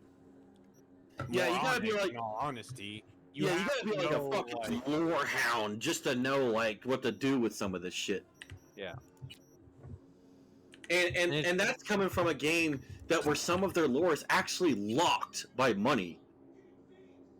Or, I mean, yeah, but then there's also the way that their lore is given to you is dumb with the fucking card system. Yeah, like, that's why. Yeah. Like half the shit. See, here's the thing about Destiny that upsets me so much, and my brother too, is there is so much cool lore in Destiny that they don't even scratch the surface of, or they don't touch at all, because they want to make their own original content for whatever the fuck it is that we're doing. Like, we're lucky to have gotten, you know, as much as we did out of the last word exotic quest, with getting like a written letter from Shin Malphur. Like, that's as much as we got out of like the whole story of Shin Malphur and the last word. If you didn't do the last word questline, if you didn't go through all that anguish and pain and turmoil that was those type of exotic quests, you don't actually get that information anymore. It's just gone. Jesus. Because the quest doesn't exist. Now you can do the fucking, what is it, the seasonal content, eventually get exotic ciphers, and once you get enough of these, along with a couple other type of currencies, you just walk up to the wall in the Citadel and buy the fucking exotics. Yeah, that's basically what they did now. That's not any better than going through the quest to do it, because at least the quest you earn it through like specific challenges. Like my brother was telling me about how you earn the last word. You literally have a fucking like Mexican standoff. Yeah, with a bunch of it was fucking hard. Yeah. Like it was a fucking achievement to get it done. Like, and the sad thing is they honestly should have actually made each of these exotic quests like a secret, like limited edition achievement if you had them done by the time they took them out, but they didn't. So all the people that went through that type of thing, and for example, since we're talking about last word, that I went that final part of that quest, the fucking 3 minutes that it is, I went through that like 100 fucking times just to complete it, because it's so fucking hard.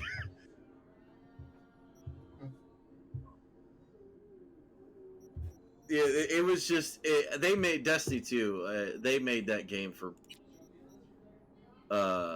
people that really fucking loved to challenge back then, for sure. Yeah. And that were detectives, because fucking Christ. They're like, when we go to a game that does their lore right, I actually want to say Dragon Age. Yeah, I've never really played through a Dragon Age game. The only one I've played is Inquisition, and I only got through like the intro act, and then I did some other stuff like after that, but I don't even remember what the hell was going on. Dragon Age is a lot like Mass Effect, where your choices matter and your choices in the previous games matter. Dragon Age went through a little bit of a hiccup, however. Inquisition came out when the new console, after the new console came out, so the previous Dragon Age's saves could not transfer. So they had a very unique problem, being a trilogy.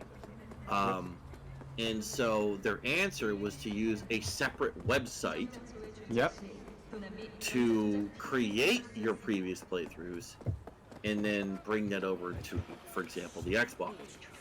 But the problem is, and I have actually personally had this problem, is I've never been able to actually play my own custom playthrough because the fucking website doesn't work properly. Whatever website, and I don't want to hear people say, well, you didn't do this right. This, I actually did. And in fact, I've actually called EA. I've called the actual people who run the website. I've had them doesn't do anything. I've had them talk with each other to make sure the people at Xbox, who I also have on the line, are all saying, yeah, everything's connected. Still no. I know where she is. Their shit never worked right. Yeah, that should have been something that that you could do in game, because the moment they're like, oh, let's just do it in a website, no, that's not gonna work. And that's exactly right. That was my exact same complaint. I was like, bro, you could have taken 3 months and made the damn tailoring thing right there in the game. Easy update, just like a 500 megabyte update, you're good. Whatever. And the problem is they did. And so whenever, like, Inquisition itself was actually a good game. Aside from that, I actually really did enjoy it. As a matter of fact, it's actually out of all the Dragon Ages, my favorite Dragon Age, even though I never got to use my custom playthrough. It is my favorite because it's the culmination of all your toils from 1 and 2 and 1.5 and 2.5. What are you talking about, DLC? Yeah, so basically 1.5 or 2.5 were really big DLCs. Okay. That's why they're referred to such. So, Dragon Age 1, and then you have Dragon Age, and then I can't remember what the fuck Awakening is what it was called. And so Awakening would be 1.5, then you have Dragon Age 2, and I can't remember what the fucking one it is. The reason why Dragon Age 2 is technically, in my opinion, 2.5 is because the villain you fight there actually reappears in 3. So it's a foreshadowing DLC essentially, so very important. It's a DLC you do not want to fucking miss out on. But for 3, at the end of 3, you're set up for Dragon Age 4, which is the last Dragon Age. It is all the stories are accumulating into one final game. You're gonna go against the very big final big bad dude. Anybody who's fought all the way through Inquisition and all the Dragon Ages, you know exactly what I'm talking about. I'm not going to do spoilers here, but it was a little bit of a plot twist there at the end. Yep.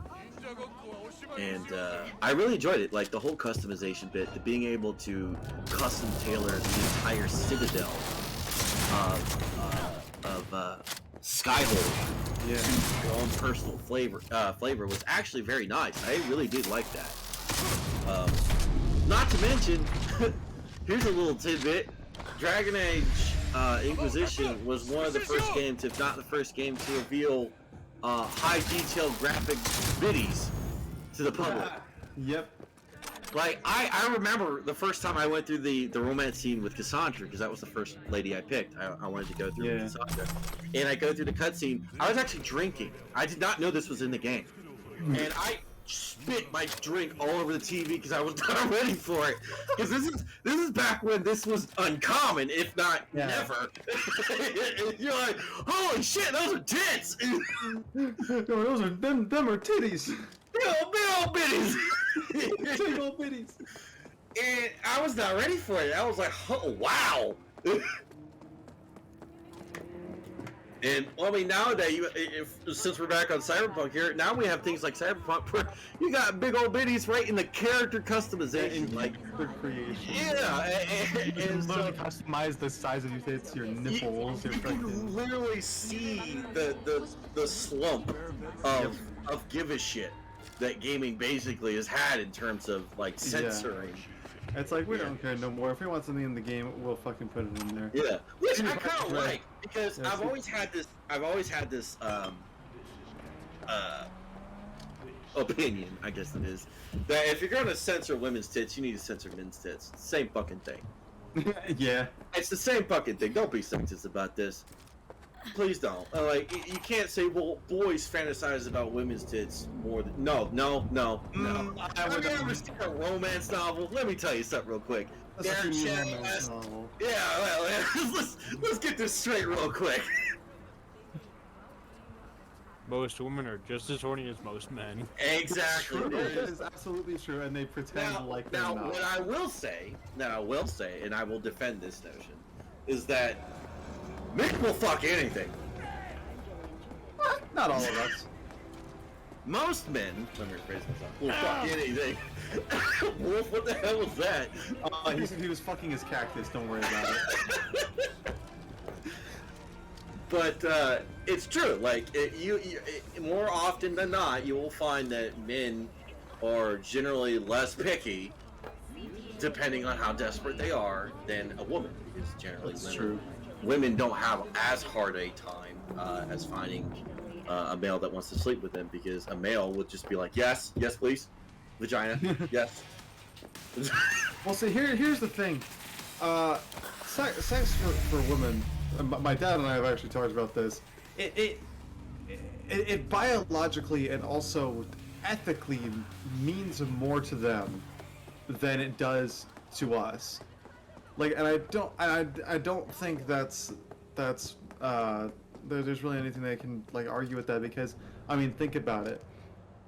Like, if you're a virgin, you have I mean, I don't know everything about this, but like if you're a woman who hasn't had sex before, you have you know, the hymen, right? I think that's what it's called. Yes. Which is like this block, and that has to be broken in, and that's why there's blood on their first time, and that, from what I've heard, that's painful the first time, and so they have to, I mean, they have to be ready for that kind of shit, and also, they have to, you know, trust their partner enough to, if they don't want to not get them pregnant, right? So it's there's a large amount of risk. Yes. Yeah, I was about to say there is more risk for a woman having sex. But we're not talking about. Yeah, we're not talking about sex here. We're talking about titties. How did we get here?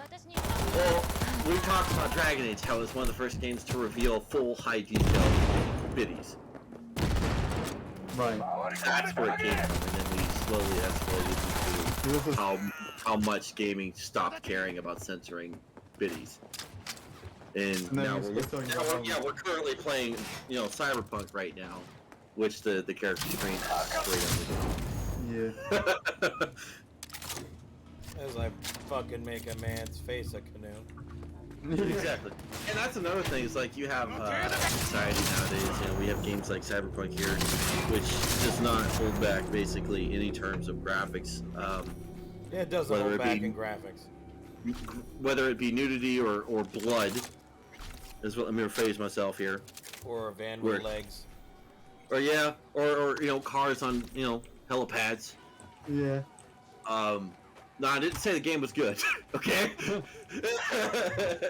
What I'm talking about here is the graphics. Okay. Oh God. In the grand scheme of things, Cyberpunk is a good game, all things considered. It's not. It's not, you know, the best game ever. It's certainly, you know, a better game than you know, than other like RPG shooters, in my opinion. But it's not a bad game. Every game has its flaws. It's all about, as we were talking about at the beginning of the stream, how the game company fixes those flaws, or you know, how they present themselves doing it. Right? Yeah, like let's look at Final Fantasy 14. I know Arch doesn't want to hear about it. I'm only gonna tap on this, and I'm gonna leave.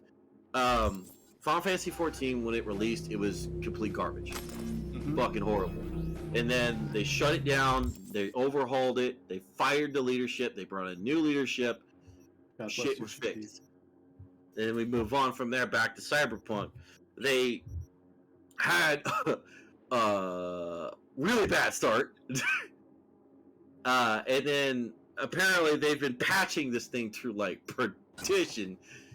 And eventually, even though we've already seen some graphical glitches today, they apparently have been making the game at least playable.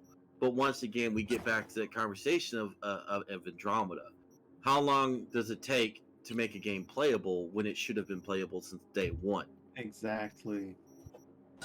Like, you got all these dudes that pre-order a game, and what pre-ordering means is I have confidence that you're going to give me something worth this amount of money. And so I'm going to give it to you ahead of time. And yeah, so what? You get a free emblem or a limited edition paint job, or whatever the pre-order bonus is for your game. That's not what the $60 or $80 that you paid for your game, which I've already hit on. This is stupid. It should not be that high. That's not what it's for. What you're doing is essentially doing a GoFundMe or a Kickstarter for this game. That way the development process can continue and they can get an estimate on how much money they're going to make when this game releases. Yeah. Because your pre-orders show popularity. Popularity means interest. Interest means money. Mm-hmm. And that goes right back to the previous conversation of who runs these companies. It's not the developers. It will never be the developers unless those developers, which brings me to my next conversation, leave the company. Yeah. And make their own company, which some of the lead developers at Blizzard have done. They actually left their company before all this shit really started going down and made their own company. Now, I cannot remember what this company... I know, Wolf, you and I talked about this a month or two we talked ago. about Respawn, too. Yeah, it's some of these guys have actually started making their own companies because they're tired of... looking like it's going to go the same way. Some of them are tired of the business types running everything. They're sick of it. And I want to point to, like, for example, like real life, not game related, just the actual living as that job profession standards are. Like, if you looked at Blizzard before all this bullshit starts going down, even right now, you have 8 guys living in an apartment just to pay rent. Yeah. It's fucking Tracy horrible how Cliff bad beds. these developers are Someone's treated. stashing them in a kabuki apartment. They get paid shit. Unfortunately, They get no idea treated like what's waiting fucking for you, cattle. So be careful. And the moment any of them speaks up, they're basically booted.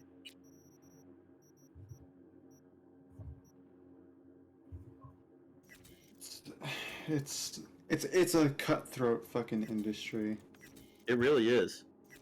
And I'm not trying to shit on the game, Luna. Like I said, the fact is they started fixing the game, which is fine. But the problem is they had to start fixing the game. They didn't release it fixed. Now, I don't expect every game to be perfect. I really don't. I am a realist. I think logically. I always believe there's going to be glitches in games. It's kind of unavoidable when you duplicate data. Anyway, However, some rippers will thank you. when there are that many glitches, you fucked up. Yeah, you fucked up somewhere. That's basically what I'm saying, is they did not either hire enough testers, they did not hire testers that were actually doing their job, or they rushed the development, which is what my previous argument was. Now, if we dealt with that problem, there would never have been any negative reviews for Cyberpunk. Cyberpunk would have came out as a Starland-like game, which is what it's finally starting to get some traction now that all the things are fixed. You got a lot of streamers that are playing it now that the game is fixed. I've seen it. As someone who doesn't really watch Twitch or anything like that, I have seen a lot more streamers getting into things like Cyberpunk or things like that because the games are finally getting fixed. Which it brings me to my next conversation I want to have of Bethesda with their new Elder Scrolls that they're bringing out. Has anybody done any research on that? I have not. Wolf? Next Elder Scrolls? Yeah. I know a little bit, yeah. Mostly theoretical. So, I do not have a whole lot of information on this one, but from what I've been told, is essentially it's going back to its roots. We're looking at something akin to an Oblivion or Skyrim again, but of course a different location entirely. I think we're going to Black Marsh, was it? Actually, it's looking more like it's gonna be in the northwestern part of the map. What'd you say, Arch? Hammerfall. Hammerfall. Yeah. So Hammerfall, if I remember right, is the desert region. Just south, but it will have the southern territory of that desert region, yes. Okay, yeah, alright. So this is where all like the Red Guards come from and whatnot. Yeah, Red Guards, Bretons, and Orcs. Bretons it are might... they're on the opposite side. No. Aren't they? They're all in that same area. It's High Rock and Hammerfell. I've literally adventured around that area. If you remember earlier, he was saying how I played ESO. Yeah, that encompasses all of Tamriel, basically. Now, I think what you're saying is orcs originate from Orzammar, but they did spread from there. Yeah. I don't know. I thought High Rock and Hammerfall We're They're right on the next to opposite each other. ends. They're bordering. So I think. Oh no, the I'm thinking of Redgar- Elsewhere, maybe. Elsewhere is the Kashyyyk. Yeah, and like that's in the southern. The south, yeah. And Black Marsh is like the isn't it like the southwestern end? Southeast. East. Fuck, I don't know Elder Scrolls geography from my fucking. I have the map on my backside, dude. Like. Yeah, this is why I asked Wolf, because he's basically the Elder Scrolls expert, being a long-time ESO player as well as playing through the majority of the series. I like. All I know is that Skyrim is up and Cyrodiil is middle. That's it.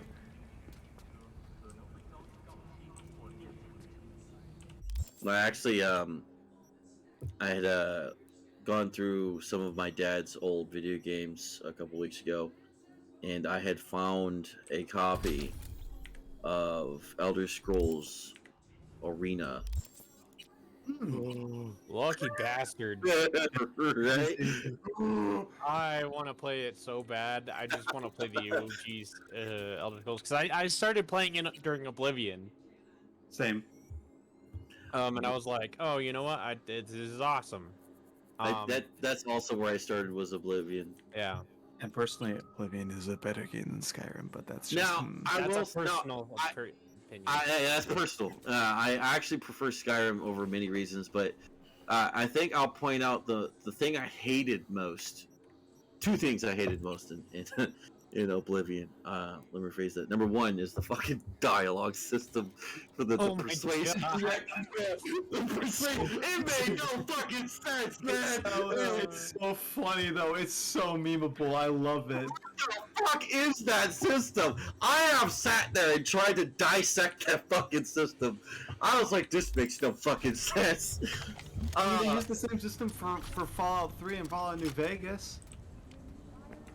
And once again, I still didn't like it. It just made no fucking sense, and that's why I was so happy in Skyrim when they just straight up went D&D and said persuasion check. Straight up, this persuasion check. You fail or you pass. That's it. Here's the thing that really made the Oblivion like NPC dialogue shit funny for me was. I started playing that shit when I was like 10 or 11 years old, I want to say. And we had my parents. We in the living room. We always had a big TV. I forget how big this TV was, but it wasn't like a flat. I'm not talking big as in like wide. But though it was wide, I mean like it was just like a big like fat kind of TV. And but it also had a big screen, and so whenever we would play Oblivion on it and do the fucking dialogue, and it would zoom in on the face, literally all you see on that big TV is this fucking Redguard smiling at you, just like creepily. Yeah, I know exactly what you're talking about. And that brings me to the second thing I didn't like was the I don't know what fucking who approved any of those faces. The orcs, oh my god. Could not make somebody who did not look like a goddamn creeper in that game. Dude, the orcs literally be looking like Angry Birds pigs. Like, literally Angry Bird pig looking head ass. Like, not even kidding, bro. That was so bad. It's just... It was bad, dude. I think those are like my two biggest things: was the damn persuasion system and the fucking like the facial graphics. Like goddamn Ganon. Like arguably the facial graphics of Morrowind were better. I never played Morrowind actually. They do like goddamn Ganon. I was fortunate enough to have a friend that had it, and I got to play a little bit. It was pretty cool. The thing about Elder Scrolls that has always bugged me personally is, at least through like Oblivion and Skyrim, is the main story.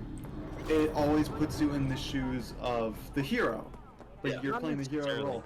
When you Well, no, because think about it. In Oblivion, the main, it's like MSQ kind of, is its main story is you are closing the Oblivion gates and you're saving the realm from Oblivion.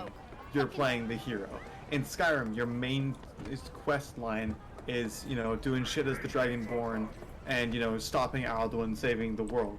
The shit that you do as a hero.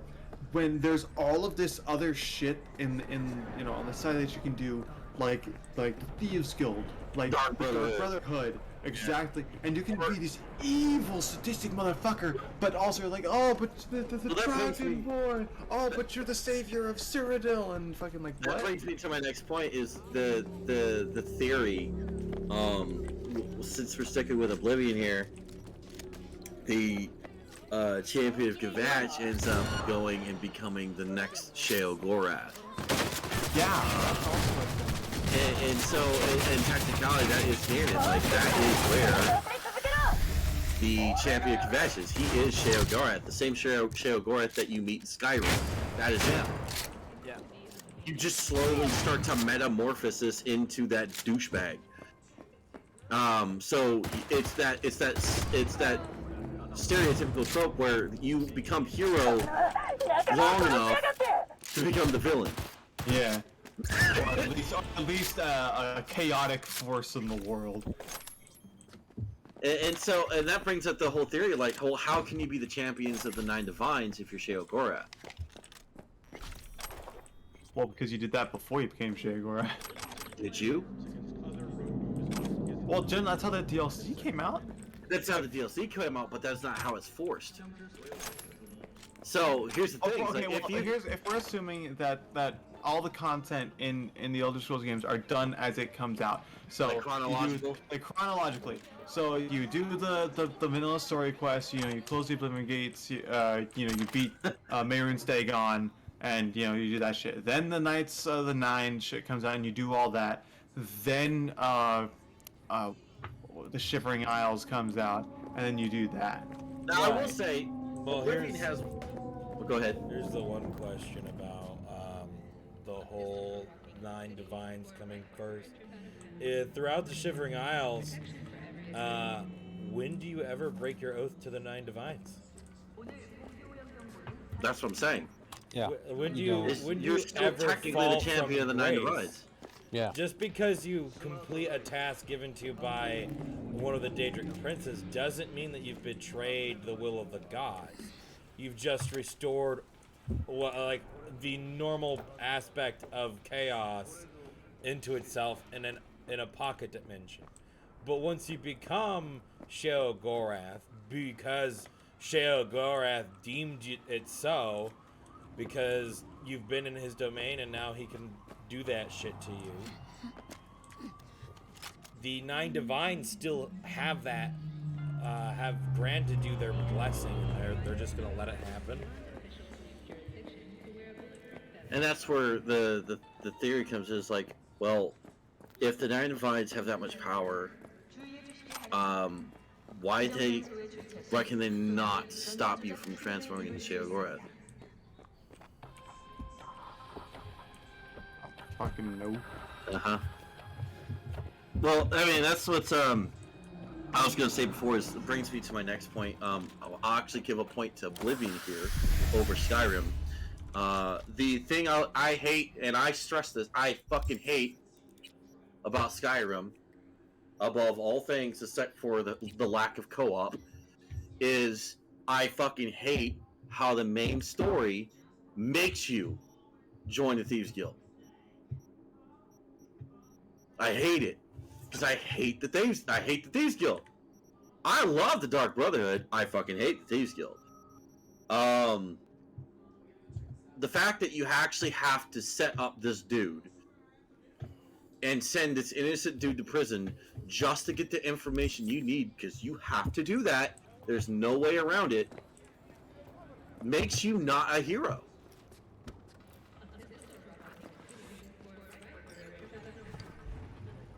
I didn't even know about that shit. Yeah, that's actually a thing. In order to do the whole, like you said, go slay a dragon thing, in order to find that information you need at some point in that main story, you actually have to do a quest for Brynjolf, which is the current head of the Thieves Guild, and basically steal shit from one guy, plant it on an innocent dude, and get that guy arrested. Die ripe, old, and smelling slightly of urine, or go down for all times in a blaze of glory, smelling near like posies? I have always hated having to do that quest. I fucking love worst pre-made ever. It's. You see the shit Luna posted? Oh, I'm actually in Skyrim right now. Yeah. So there is a mod for co-op in Skyrim. It is a thing. And You're either somebody the video or you that fizzle Luna out into posted, nothing. it's the dudes Night who City are using it, and oh my god, Oh, it's but so it does. fucking funny. See, in my Yeah, life, well, that's what I'm saying. It's like the problem is, Luna, it's a mod. but folk who try to take advantage. With the anniversary edition, they could have actually released a co-op mode, which is my number one gripe with Skyrim. This is a game that would have absolutely been awesome to play with a friend, even if it was just one friend. And that the reason why I bring up this is because in this next Elder Scrolls, Why I'm me? praying Could have had Jackie or T-Bugs in here. Baby Jesus in a just done this on tuxedo comms. shirt that Call me they have old-fashioned, co-op in it because I like to look anyone I do and I can guarantee you 98% of all gamers that have played the Elder Scrolls series will tell you that they will make more money making that game into a co-op than they will a single player. Yeah. Besides all that, Guaranteed. got a special little Even if treatment they just for do, you. But we'll even if get it's to that. 2-person or 4-person, that would just go. Dude, I would fucking extinct. settle with 2-player at this point. Just Yeah. give me co-op.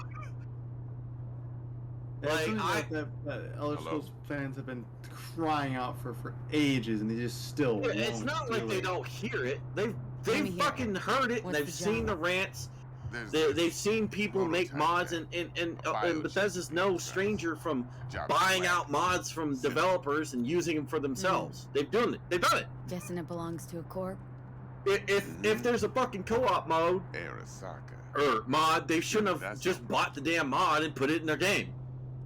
Obviously, once again, there's the whole balancing thing where you just don't throw something in your game like Blizzard does. You do have No, to balance no it. problem. But honestly, death we all are sentence. professional gamers here. We NC's know that Arasaka's turf. Nobody putting cares. a mod like co-op in a game can is I not say, that hard. How risk Balancing for co-op, versus not that the fucking afterlife. hard.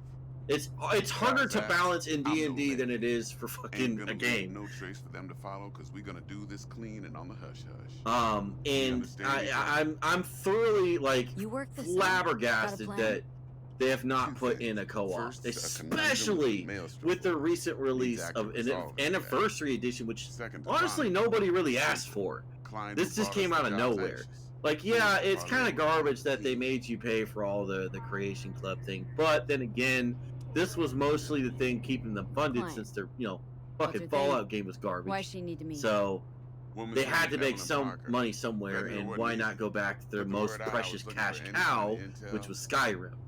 Right. So and I get it. From a logical brothers from standpoint, I can see Pacifica it. got back to me. But they should Told me have to brought stop in, looking. In as the Luna convo. pointed out, one of those co-op mods that Anyway, have been our around. little client insisted on meeting someone Even who's been though in the game. I will say Elder Scrolls Online be is there for making it all. bank. Yeah, well, that's the thing Your is the studio problem being is low. if you But bet ain't on no one people pony, person, and that Jack's pony always eventually gets something. tired, I know you know where's what the I rest mean. of your ponies at? So Pretty much. as a business practice, it's good to have multiple ponies in the run. What's the issue needs resolving? That way, Gotta if be. your main one starts to fall behind, you Lot gotta of sink a shot. bet. And I believe that's what they're starting to finally realize is Elder Scrolls Online is a fantastic MMO. It's going to continue making them money because they're going to continue bringing content out as MMOs do. But the problem is MMO is a fight-heavy market. However, the RPG market is drastically fucking dry right now, which is why I believe they've finally seen that if people are craving another Skyrim, there's very little competition. Let's bring out another Skyrim. And that's what this Hammerfell is going to be. Which, like I said, I'm not guaranteeing it. Well, I can tell you guys right now, if they want to save their fucking company and make shitloads of money, they need to not just bet everything on ESO. 3 days after we'd sealed our deal, his friend and gangmate, one Simon Randall, aka... Oh yeah, I agree with you, Luna. Like, yeah, bring on the next Dragon Age, but Dragon Age is EA. We all know EA, and I don't expect anything from them at this point. They fucked up Mass Effect. I am one of the biggest Mass Effect people in terms of fans, and you know, I may not be walking around with fucking cosplay of Mass Effect, but I got a goddamn Mass Effect tattoo on my chest. And the moment they ruined Mass Effect, not just number 3's little fucking ending, which most people didn't really agree with, but at the same point, I can see why they ended it that way. But they came out, got our hopes up with Andromeda, and then just jizzed on everything. That's when they lost my respect as a gaming company at that point. If you are going to keep this game quiet for 3 years, not bring in any fucking development teams, or if you did bring in development teams, make sure you write them a review that's so bad they don't get jobs for the next 50 fucking years as developers, because they're bad. Be wise to think how you could use that. Because I remember watching the actual interviews themselves pre-release. Sending it now. Because I had bought the. Think I got everything. Time to get to work. Well, that's just the collector's edition of Miss Parker at Lizzie's bar. Mass Effect Andromeda. I even got the damn Mass Effect Andromeda loot crate because, like you said, big Mass Effect fan. Life or Blaze of Glory. I had watched interviews that they did at EA. They interviewed each particular developer, and I remember one of the ladies sitting there. She was like, "Well, I can't honestly tell you how many hours I had to sit there and watch these romance scenes." I have them all memorized now. You've watched these romance. Why were our graphics so fucking bad? What the fuck happened? Why did one of the main characters that you have to interact with fucking a lot look like a goddamn a clown? Claim to want to check Literally, she had so much makeup on, she looked like a damn clown. Maelstrom and Militech. What combat bot, military prototype. One of the leaders of the was it Initiative? Andromeda Initiative? Whatever. Yeah, I think that's what it's called. One of the leaders, the one that ran basically the, not Analeus, but the other dude, or not Analeus, what the fuck's his name? The human chick. I can't remember the fucking name. I don't care. That's how bad the game was. Yeah, like the graphics in the game was actually garbage. They had so much glitches. They had so many fucking crash bug errors. They had people whose fucking facial graphics were so bad they looked like clowns. Like, it was really bad. But you're sitting here in your interview trying to talk up this game like, well, I spent so many hours making sure these things right, tweaking this and this and this. I'm super proud of the game. Did the game fail? Bitch, you guessed it! Yeah. Woo! You was right. You're talking about, there's this combat bot, military prototype. Maelstrom collected, then Dex paid to take it off their hands. But yeah, I mean, this is the two-facedness that EA has, and we've seen it with FIFA, we've seen it with sums it up. Mass Effect, Dex wants us talking about Battlefield. Like, this is why I tell everybody, don't expect shit from EA. Yeah, they got Dragon Age on the way. We know this, Luna, but here's the thing. EA. That's it. Meme it. Go. Honestly, I'm not really expecting much from Bethesda or you know, anything that's published by EA. Yeah, and that's what I'm saying is Bethesda, EA, Blizzard, these games are all, or these companies are all slowly starting to go down the drain. But here's the thing: Bethesda has a chance to turn it around with this new Elder Scrolls, which, like I said, I have hope for. I'm not shit talking the company. They have made a bad choice. Hopefully, they learn from it. Blizzard, fucking die in a fire, reincarnate as a phoenix. I don't care. Make all your leadership go away. As for EA, I want that whole fucking company to just go away. You have no business existing anymore. You're Stop nothing. Star Wars. Yeah, stop. Just stop everything you're doing. You're doing everything you do aside from make money is wrong. Because that is the only thing you care about. That's why you do it right. Stop it. just The only reason they're making money is because they acquired all the big names that they could. That's exactly right, and that's why the only person that's able to fight against EA, aside from Square Enix, obviously, which even they tend to stay away from them, is Microsoft. The motherfuckers who run Xbox. Yeah. They can just say "fuck you" and just kick EA entirely. And fucking Microsoft makes all the money. Well, that's the thing. That's what I'm saying. This is our choice. It goes back to South Park. Do you want to vote for a turd or a douche? It's not a choice. This is why I try to vote for the underdog, those indie developers, which we went back to talking about. Because I don't like EA. I'm playing a game Royce, made by them. what do you know right about now. him? It's called Mountain Blade Bannerlord. Special. Yeah. So, started up as tiny Too little many team. people. They would have been really convinced before investing anything else from Bethesda. Too many people that got banned lost their accounts based on their faulty spyware, is what Looney says. Looney. Then there's the other thing. Gotta meet the client who put the job on the table. Evelyn Parker. You? Well, what's Dex gonna do? Ride around in his limo, chat chicks up on the hollow? Parker Well, wants to it's- meet someone on the crew. It's Dex 11 gave me o'clock. Yeah, how long is this the stream lasted for, bro? 4 hours and 8 minutes. Maelstrom or Parker? What's first? Nice, 4 hours. And we have barely talked anything else. Nope, we've just been having it in the background. Hey, man. Hey, time is time, I suppose. Content is content. Terrible. How many of my troops? He got go ahead. 33 of my troops killed. There's Sorry, only like really gotta go. 10. Use the restroom, I'll be right back. Yeah, but I probably, how long we want this stream to go for? As you were saying, I say we knock on Maelstrom's door first. Pound, actually. In that case, I'll hit the All Foods, put my nose to the ground. Hello? Hello. Let me get to saving stuff. About to say, I was like, did I break it? Did I? Or are you still alive? Burn him with fire! Are you still alive? Burn him with fire! Never mind. This is what I do. It's like if they're still alive, it's like I gotta question it. It's like I'm like this guy definitely dead. You never shoot a dude in the dick, man. Alright. The pickup. Alright. Luna got a laugh out of that one.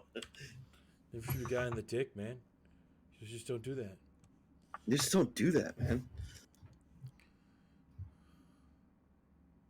Speaking of which, I still need to watch the newest South Park thing.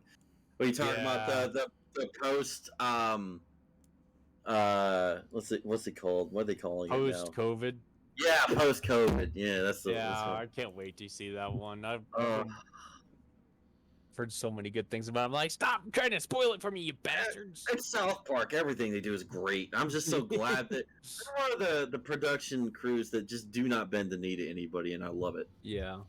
Hey, we got PJ is streaming. We could try to raid PJ. I know I'm currently watching. Is anybody else watching? We got Yes. 4 people in here. Me, Wolf, Luna. Who's the fourth? I don't know. I don't have that open right now. Let me. How do I? Boom. Let's see. Well, we got a few users in here. Oh, that's cool. Yeah. We go ahead and do that. All right. If we got a couple, let's send them their way, I suppose. Thanks for sitting here listening to mainly them talk and watching something. If you were watching, this was mainly just meant to fill some time in and kind of update and talk about some things that you guys may have missed. So, yeah, they were talking about South Park, and Random everything, and chaos. just random stuff. Gosh, don't again. don't try to derail Saturdays with talks of MMOs or Final Fantasy, because then I'm pretty sure I'll never be able to get a, you know, That's why we get it out now. That way, Saturday is just D&D. Yeah. So how do I do this? How do I send everybody along? How do I do this? First time sending out a raid. Well, who knows? Well, let's see who's streaming right now. Oh, PJ's is streaming. Yeah, that's what I was gonna send it to. Yeah, it's fucking. Raid. Let's get PJ's. Slash raid. Yeah. And then their name. All together, no space. No, just slash raid space, then their name. We don't have safe spaces here. Well, I know there's no such thing as a safe space. All right. Jeez. The world is cruel. How do I? If you think you're safe, you're probably in a really big piece of shit trouble. You're in a padded room, is what you are. Yeah. There's your safe space. Space. With guys in white jumpsuits. And the same haircut.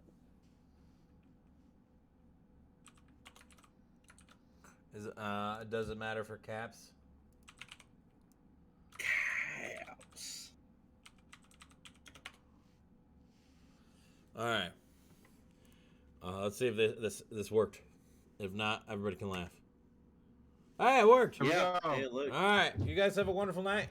See you all Let's there. fucking All go. right. Let's go. How do I? There we go. Next week on Wednesday is the talks. We'll see you guys all this Saturday for the next game of D&D. Have a wonderful night. Thanks for stopping in. Give PJ some love. Peace, kids.